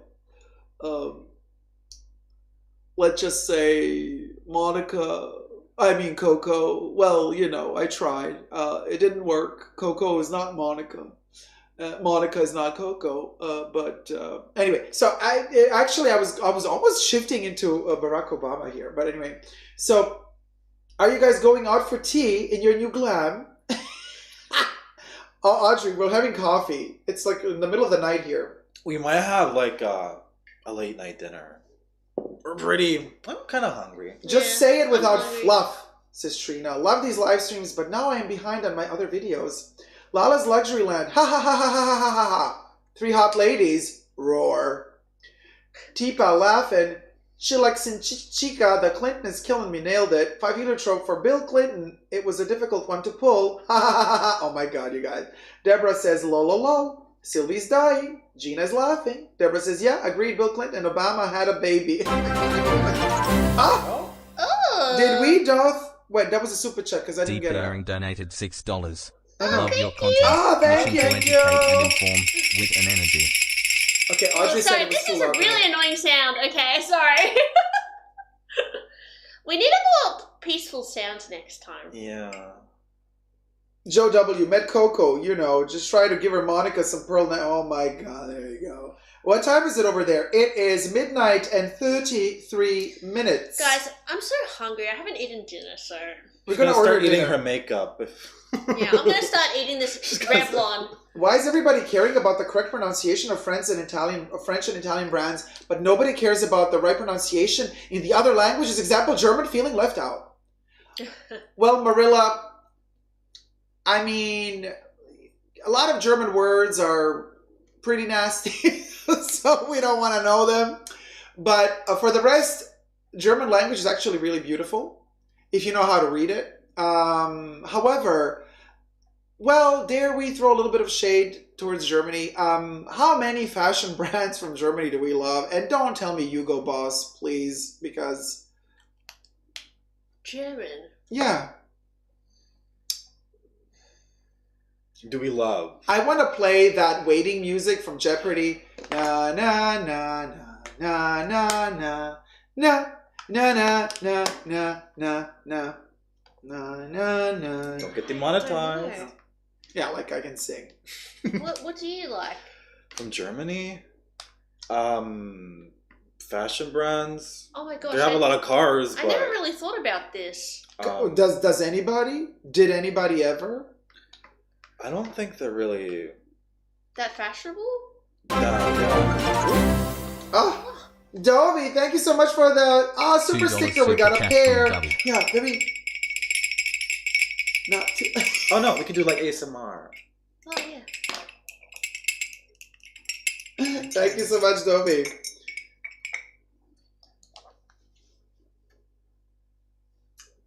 Everybody's silent. German. We were. German Like, fashion brands, guys. Do you know any German bags? David says in Melbourne, Chinatown for supper. Chinatown. Ooh, we ordered. I think it was in Chinatown, the ice cream place. Oh yeah. We ordered a pizza, and we got something that looked like a pizza. Yeah, it was like Korean. And we thought it was pizza, but it was actually like a pie. And then when we opened it, it was like soup. It was soup with like rice cakes in it, but we thought it was pizza. It was like an experience. It was actually pretty good though. But I liked it. But can you imagine ordering a pizza and then getting like it looked like a deep dish pizza, and then you're trying to like cut it, trying to get into it, and then you notice like it's a soup. Yeah. it was a shock. It was shocking, but it was fun. Yeah. Yeah. Oh my God, Jesus is throwing shade at Germany. I was like, okay, what German brand? Kick. Ah! Oh my God, like Kick is, oh my God, that's so funny. Goddess in Glasses, love the name and the thumbnail picture. You say what people think when they are shopping. I don't get sparing millionaire brands feelings. I get it. 5 Hero Trump said, Coco got a pearl necklace, Monica a pearl thong, Samantha style. Deborah Song says, oh, what are you guys going to eat? I don't know, I'm so hungry. Dobby says, he never thought I would be into someone from YouTube, the hubby. But then buying their merch, I've been participating on your live chat since Saturday. Love it, Dovey. Make sure you're eating right, says Audrey. Andamore says, enjoy your dinner, honeys. Lala's Luxury Line says, Escada. Elsa, German. Oh, awesome, yes. Elsa Alves. Reina Lung. David. Jill Sander. Oh, true. Joe W says, I love Jill Sander. Same. What about I love Jill Furstenberg? Sander. Is she German? Diane von Furstenberg. Sounds German. Diane. Well, she lives in America, damn. Yeah, but... Audrey Jane. yeah, I can't Sorry, think of any Mike. German brands. Jizzes. Kick. 5 Heliotrope. Jill Sander. Escada. Tingles ASMR, says Audrey. Falke, says Leanne. Jill Sander says Deeply. Acris, says Leanne. Anya says Maison Heroin is a German bag brand. But then again, name is in French. And I love Adidas, says Deeply Erring. Oh, well, yeah, true. There's Adidas. Then there's Puma. Puma is also German. Oh, yeah, they're brothers. Reebok? No. Well, Adidas bought Reebok, but Reebok was British originally. Are you Team Adidas or Team Puma? Team Adidas all the way. Adidas or Adidas? Adidas. I say Adidas. Well, in Germany, they say Adidas. Oh. In America, it's Adidas. I say Adidas. Yeah, Adidas is correct. It's the German way of saying it. All day. What does it stand for? All day Adidas, Adolf Dassler. It's his name. And of course, they abbreviated it because Adolf, we all know what else I thought that it was means. like an Adolf acronym. Das. No, it's Adolf is his first name and Dassler is the surname. Oh. Escada made so beautiful dresses? Well, debatable. Anderson says, what about German perfumes? We love them. Do we though? Like, German perfume. I don't know. I don't know much about perfume. yeah, no, Persian perfume. 5 Heliotrope says, Philip Plain. Oof. Oh, just kidding. Okay.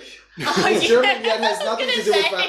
Oh my God. We were all like, oh my God, I was seriously? like, what's next? Ed Hardy? Yeah, Ed Hardy. Yeah, Philip Plain for kick would be a serve. Actually, says is Jesus. Ed Hardy American?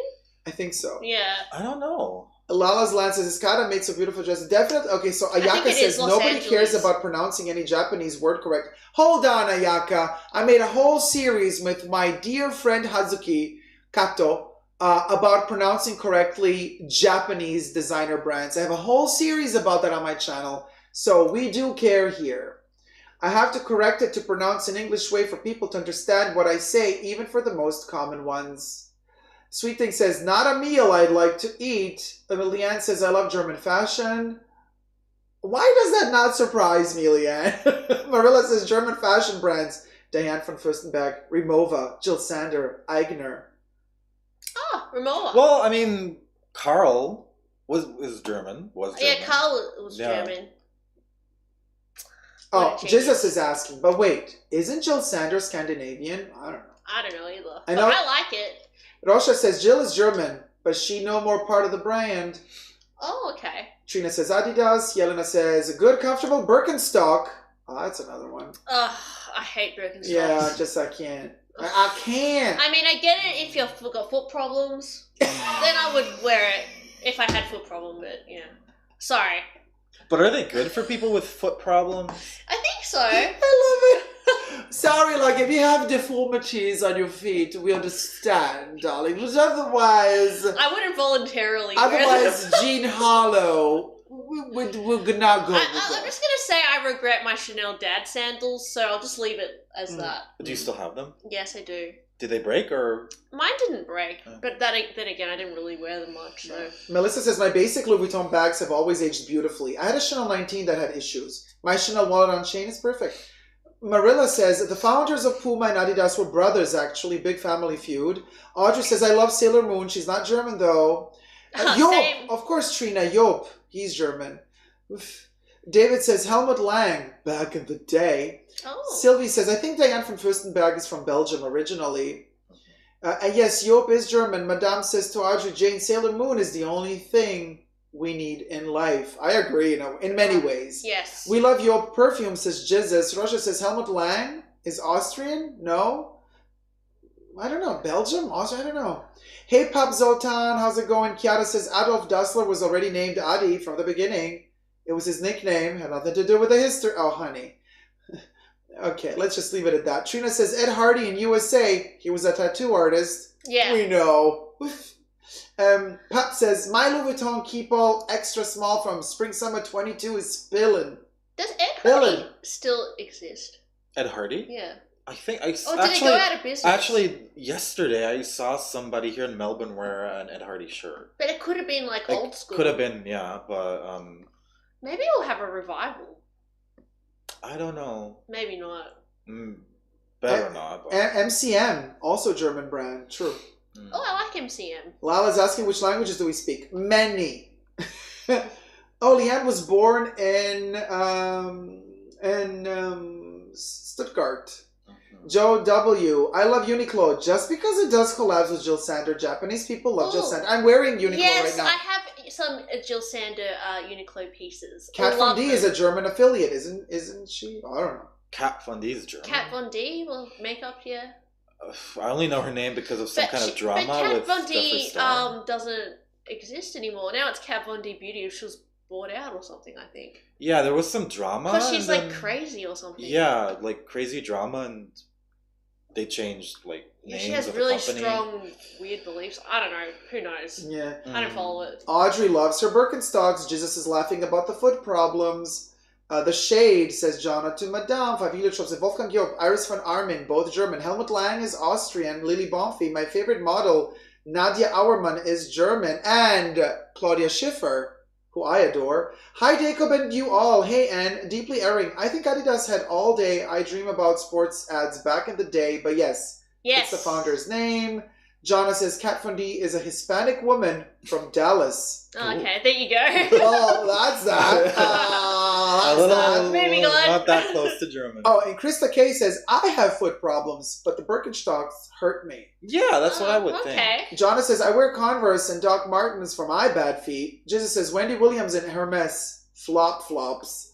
Rosha says, Strenes used to be a cool German brand. Dovi says, do you find it comfortable, Jesse? I mean, mine kind of hurt my feet. Birkenstocks. Oh, Chanel dad sandals. I find them comfortable, yeah. But I find they're pretty wide fitting. It probably depends on your foot shape, I'd say, as well, with shoes. Yeah, I don't know. They run kind of bigger, so I had to go a size down. I find they're not bad. Pop Zoltan's extra small keep-off from Spring Summer 22. After 5 wears peeling already, he bought the green-blue Torillon leather. Oh, really? Yep. Buy canvas, babes. That's what Louis Vuitton does best. Buy the canvas. Oh, that was a really pretty color too. Yeah, I know, but buy the canvas. Oh, no. Lala's luxury. MCM bags look so ugly. Sorry, just my opinion. I always wanted an MCM bag, but I never got one. I don't know why I was so into it. It's very like the pink monogram. Oh, really? MCM. Oh, interesting. I mean, a few years back. Melissa Cullen, Dacob, what will you do with your new red micro bag that's breaking? We'll go.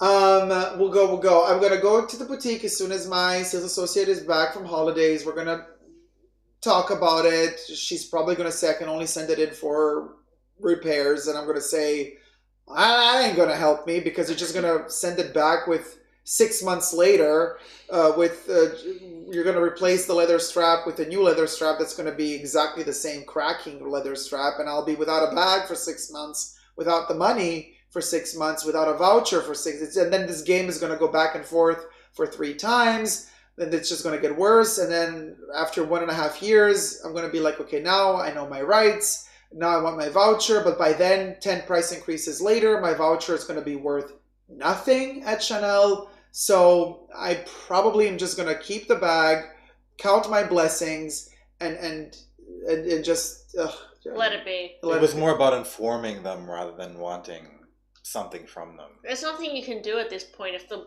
leather is that quality, it doesn't matter if you replace the leather and the strap. It's going to be the same problem. Jonna says, I have the MCM Stark backpack from the 90s and it still holds up. I love Iris von Armin, says Rosha. Melissa says, do not throw shade at my Birkenstock. I know they are ugly, oh my but God. They are so comfy. Is there going to be like a Birkenstock Birkin? Like a Birkenstock Birkin, that would be disgusting. So that would be, you call it a B-Birkin, a B-Birkin. Ugh, please. A stuttering Birkin. Or a Birkenstock. Anna Delvey is German. I thought Anna Delvey was originally... I think she's Russian. Russian, my dear. Russian. 5 Hero Tropes. Strenes was awesome. Such cool original yet classy designs. Pap says, Heliotrope, I have no clue. Handles peeling in multiple places. Color wearing off of my extra small speedy. Keep all off from the edges. 5 wears, and it's peeling. Oh, that's so bad. Yeah, I mean, that's good for Chanel, though. Normally, you get 3 wears. They're asking him, what is underneath the peeled edges? What color? Green? And then... Because it's like, I think it's like spray painted or something, right? Jesus says, Louis Vuitton reptile leather peeling? That's a mood, though. It's alive. Reptiles shed. Oh, it's Louis Vuitton. Good point, but that was not shedding. Yeah, it's Louis. Johnny says, good morning, sending love. Hey, good morning, Johnny. Pop says to Heliotrope, we'll need to send it off for repairs, I guess, but I might as well just give up the whole bag and request a voucher. Yeah. Good that you can. At Chanel, you can't even do that at a certain point. Lala's Luxury Land. Apropos Adolf, in Bochum, there is a street called the Reich, German Reich. I don't know why they don't change the name. Who wants to live there? Please give me your address. No. Nadine says, do you think Chanel will have another price increase this year? Yes. Yeah. Pap says, that's why I said leather. It looks like paper underneath, to be honest. Wow. Deeply says, Louis Vuitton canvas is bulletproof. I got doored on my bike and flipped over. My bike and face and ankle got trashed. My Speedy B25 remained flawless. Wow. 5 Hero Shop says, Pap, is it so visible and so horrible that you want to get rid of it? This bag is a dream piece. The little green. Yeah, I love that one. It was really pretty. I use a base shaper in my wallet on chain, says Melissa. A base shaper for your wallet on chain? Oh, yeah, that does help it because, the gussets at the side, really make it do this. So if you put a base shaper, it, opens up the bag so it sticks out like this. So it actually makes it the capacity bigger. Well, I love that it's so folded, though. Yeah. I'll teach their own. It depends what look you're going for. Madame says, the shade that I threw at Kat Von D is... So she says, Dacob, Kat Von D is a sympathizer. That is what I meant, Dacob, using the Nazi words and being far right wing. That is one of the reasons her name was removed from the brand name. Now it is just KVD Beauty. Thank you for explaining that, Madame. I didn't know that she was... Really? Wow. Is she? What? Nazi?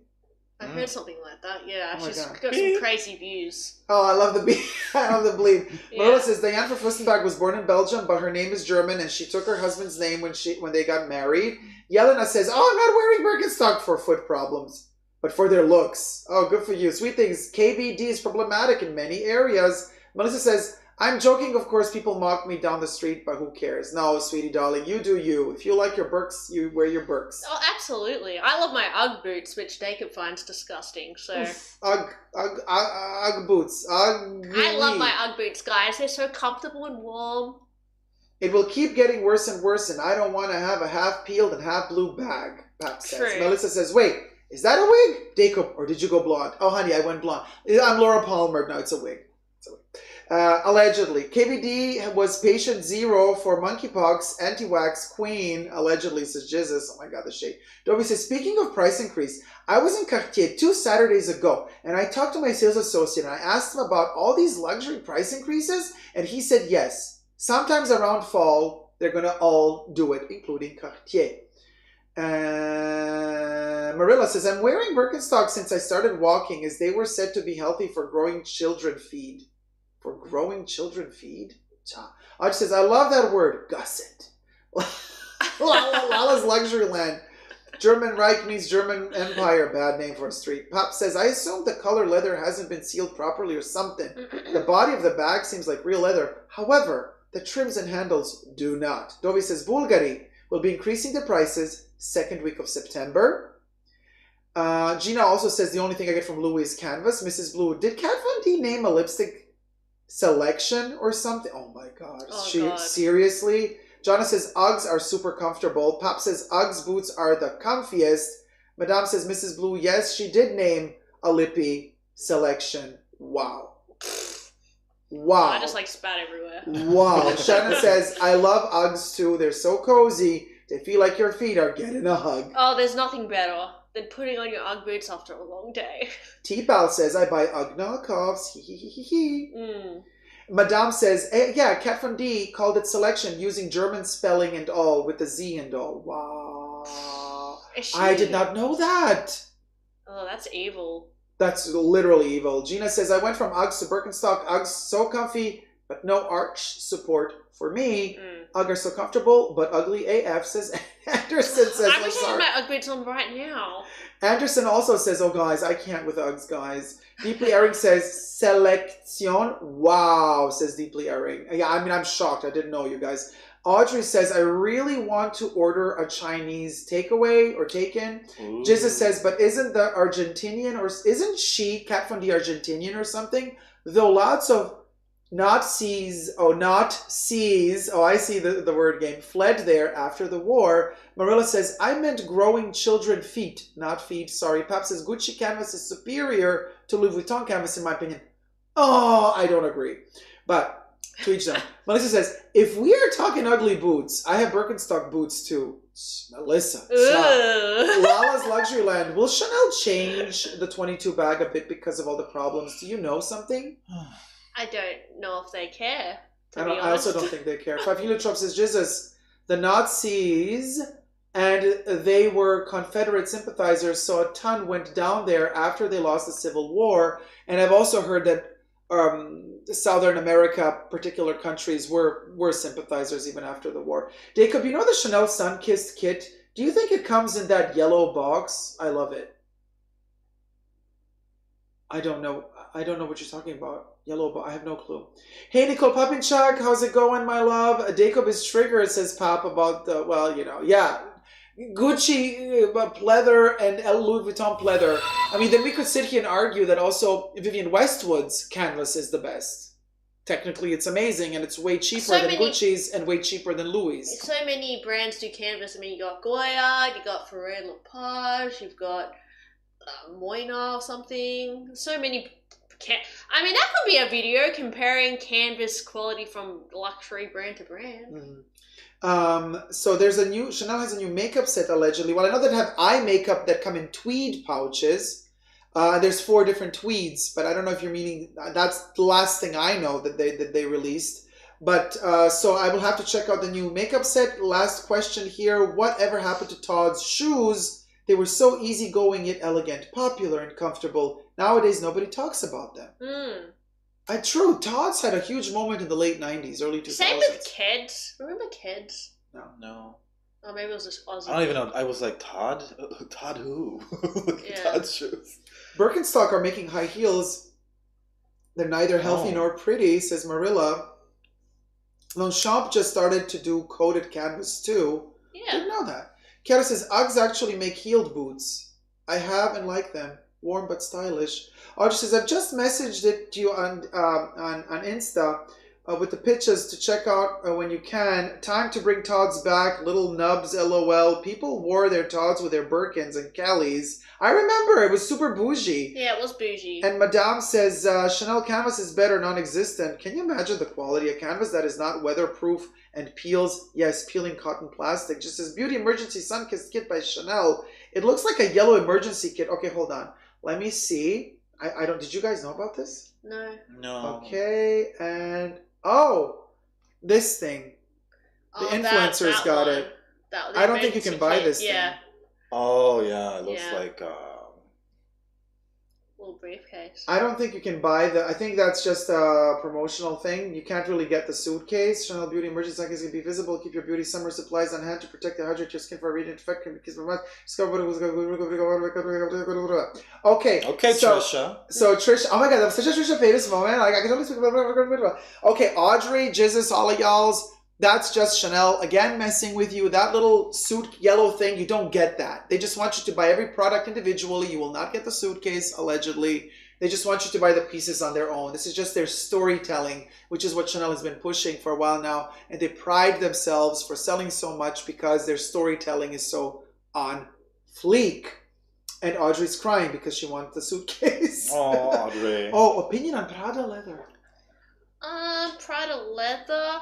Well, I don't have any Prada bags myself. From my experience with my friends, the hardware is not the best quality. I mean, the Saffiano though looks pretty durable, but I don't know, guys. Like, I don't have much experience with Prada bags personally, so I can't say. Keds were popular in middle school, says Jonna. For me, in the late 80s, I thought was some country rural trend in Paris, Texas. We made our own fashion rules. Yeah, Keds were cool when I was in high school, which was so random. But then I just disappeared. Like, I remember I really wanted these Keds with cherries on them. And Kiara says, I never understood the Uggs with the hot pants style. Looked like smelly feet happening to me. Yeah. Just is not feeling it. Also, the model girl is getting on my nerves. I think we're talking about the Chanel. That model is also on my nerves, like so much on my nerves. I thrift Todds and sell them on eBay, says Leanne Carter. Oh, okay, cool.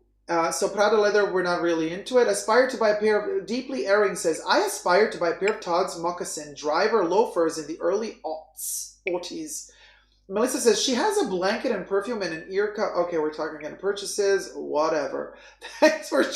I'm like, girl, Cassie's Hermes purchases. Oh. Thanks for checking it out, though. Anyways, guys, yeah, Audrey, you will not be getting the yellow suitcase. Kyla says Prada bags are so trendy. Audrey says all the students.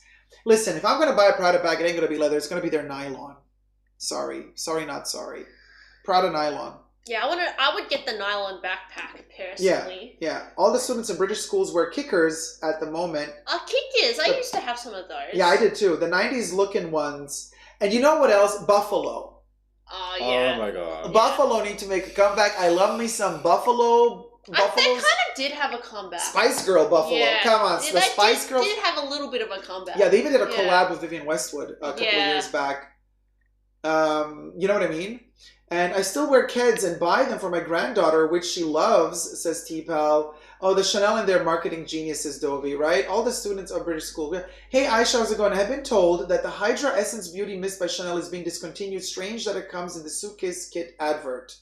Maybe they changed their mind. Sylvie says, I was watching the Coffee Time from Monday, and I was utterly depressed by the number of male creative designers that get where they are because of their looks and services. Oh, honey, welcome to today's world. Jesus says Prada bedazzled condoms. Did they do bedazzled condoms? They will sooner or later because they did the bedazzled nylon I know bags. Saint Laurent do condoms. Oh, Saint Laurent does condoms? Yeah. Prada. So basically, you can buy at the gift shop section of their website. Oh yeah, really simple and iconic. Prada nylon is, says N in the same time. Saffiano, anything just doesn't do it for me. Lasts forever. Those are sweet things. Saffiano isn't my cup of tea either. I just don't like that leather. For extra texture and feeling down there, says Jizzes, why I sell condoms? And bedazzled. Audrey says, Patrick, can you sing Careless Whisper, please? Right at the camera. I don't know. Does anybody know that song? Yeah, from Wham. Nina sings it. Careless whisper over to the heart of mine. Innocent. I don't know that song. I I know Wham songs, but I don't know that song. No, that's I know Last Christmas, but that's kind of early for that. Sorry. Wait, how's the refrain go? It says a good friend. I'm never gonna dance again. Guilty feelings got no. Guilty feet have got no rhythm. Oh, feet. Yeah, I'm never gonna dance again because my guilty feet have got no rhythm. I'm Though never it's gonna easy to dance pretend. again. Guilty feet have got no rhythm. Though it's easy to pretend. Though it's easy to pretend. I know you're not a fool. I know you're not a fool. Never thought something treated a friend. Treated a friend. Yeah. No. Guilty I can do a- Birkenstock feet, they say. Guilty Birkenstock feet have got no rhythm. Never gonna dance again the way I dance with you. I can do a good Anoni if anybody knows Anoni. Oh, you know Anthony and the Johnsons turned Anoni? Hit it. I never wanna dance again. Guilty feet have got no rhythm.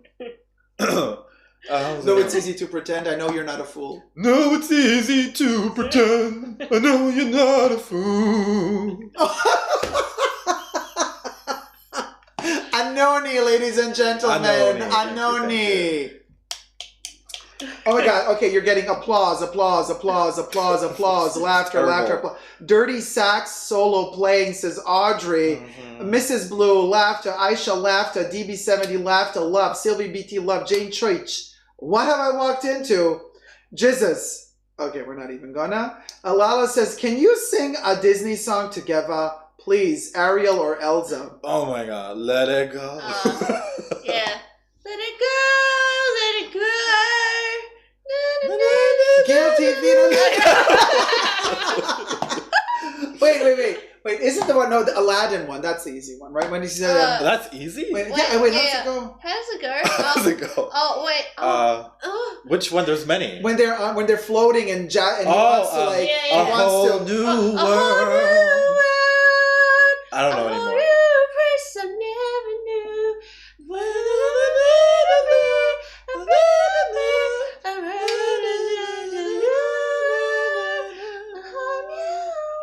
Oh, but talking about Chanel, we don't talk about Bruno.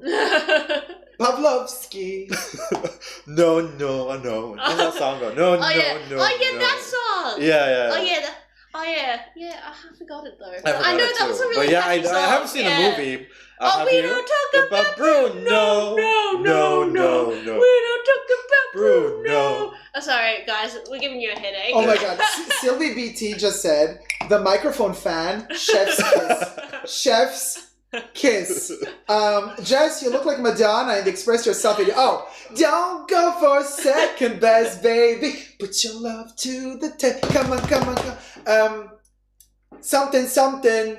You gotta express the way that you feel, and then his love is real. Love is real. Make him express how he feels, and then his love is real. Yeah. Yeah.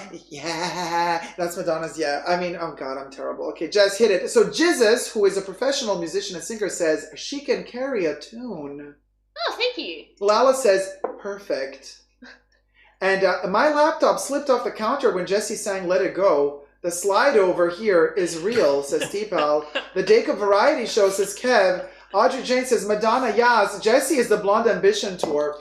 Do you know any Madonna songs? Like a virgin, touched for the very first time. Like a virgin, when your heart beats next to mine. Ooh. That's all I know. Yeah. Awesome. That was really good. Oh, a really famous one, Like a Prayer. Oh Yeah. Like a prayer. That's little. That Madonna. That's like a little. Oh my God. it's Maluma and Madonna. Remember when she forgot her text? Yeah, Maluma and Madonna. Guys, I'm getting old, you know, I don't remember my lyrics anymore. Madonna, I gotta say though, I'm living for this particular look because like I feel like the plastic surgery, it's blown down now. You don't look any more blown up, Madonna. Have you checked out my Instagram lately? Madonna, let me tell you, which airbrushing app are you using today? You know. Oh, here. This one. That's my secret. Yeah. Blurring powder. Yeah. It's from Revlon. It's the blurring powder. It's like even Laura Palmer is looking at Madonna's Instagram saying, you know what? We'll go. Oh my God, it's awesome. All right, you guys, we're going to call it a day because Jessie needs to sing deeper and deeper. The hair is giving, Madonna vibes. Jessie blonde hair is like Jean Harlow. Not this on my 420. I'm dying here. What does 420 mean? You have to sing a song from Marilyn. Oh yeah, of course. Diamonds are a girl's best friend. I don't know the song. And then you got to do the happy birthday too, Mr. President. Yeah. Finally, like Happy birthday, Mr. President. God, this is so embarrassing. Happy birthday to you. You know, she's like, happy birthday to you. Happy birthday, Mr. And then she does the President. Ew, that's creepy.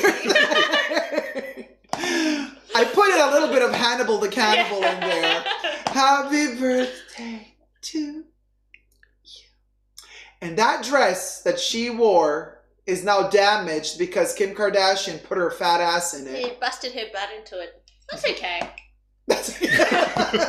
Jessie's like, I don't mind. Marilyn said it here. Marilyn's like, that's okay. I don't mind. I forgive Kim. You do?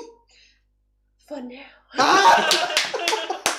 You guys, Jessie's starving and also Patrick, both of them are not used to live stream like I do for 20 freaking hours on end. So I'm sure these chairs are killing them. They're getting hungry. So we want to thank you all for tuning in, for spending this time with us. We touched base on a lot of topics, talking about fashion, talking about makeup, talking about perfumes. Some shade was thrown as well. Up to you if whether or not the shade was warranted. I mean, I think I was pretty innocent, so. That's what she said. But also, thank you guys so much. We put a lot of effort and love into this, dressing up for y'all, singing for y'all's. So thank you. And Andrea says, enjoy the meal. Thanks for the great show and entertainment. Says Jizzas. Denmark says, thanks guys for the fun. Jane says, thank you and good night. Jizzas says, how is she hungry when she ate, honey? Like you ate it up, like, you know what I mean? Like, yes, queen. Thanks guys for the fun. Thanks for the great show. Good night, good night, good night. I want to say thank you to Audrey for keeping us safe, and the Fashion Bunker is our moderator, as well as Jack, Debbie too, even though I think Debbie was asleep now. Thank you to all the mods for keeping us safe. And you guys, I hope you've had a wonderful time with us. We have had a wonderful time with you. Thank you for the wonderful chats, for the great interaction. Don't forget to subscribe to Jessie Styles' YouTube channel. A link will be posted underneath this video after it's all done and after we've done all the post-production processing. Oh, somebody bought merch. And be sure to subscribe to Jessie, who actually just took her wig off for you. So you get big reveal. She's out of character. It's done. She's done. She's moving on. She has decided it's over. Thank you guys so much. Until next time, never forget to never give up on love. Bye. Bye.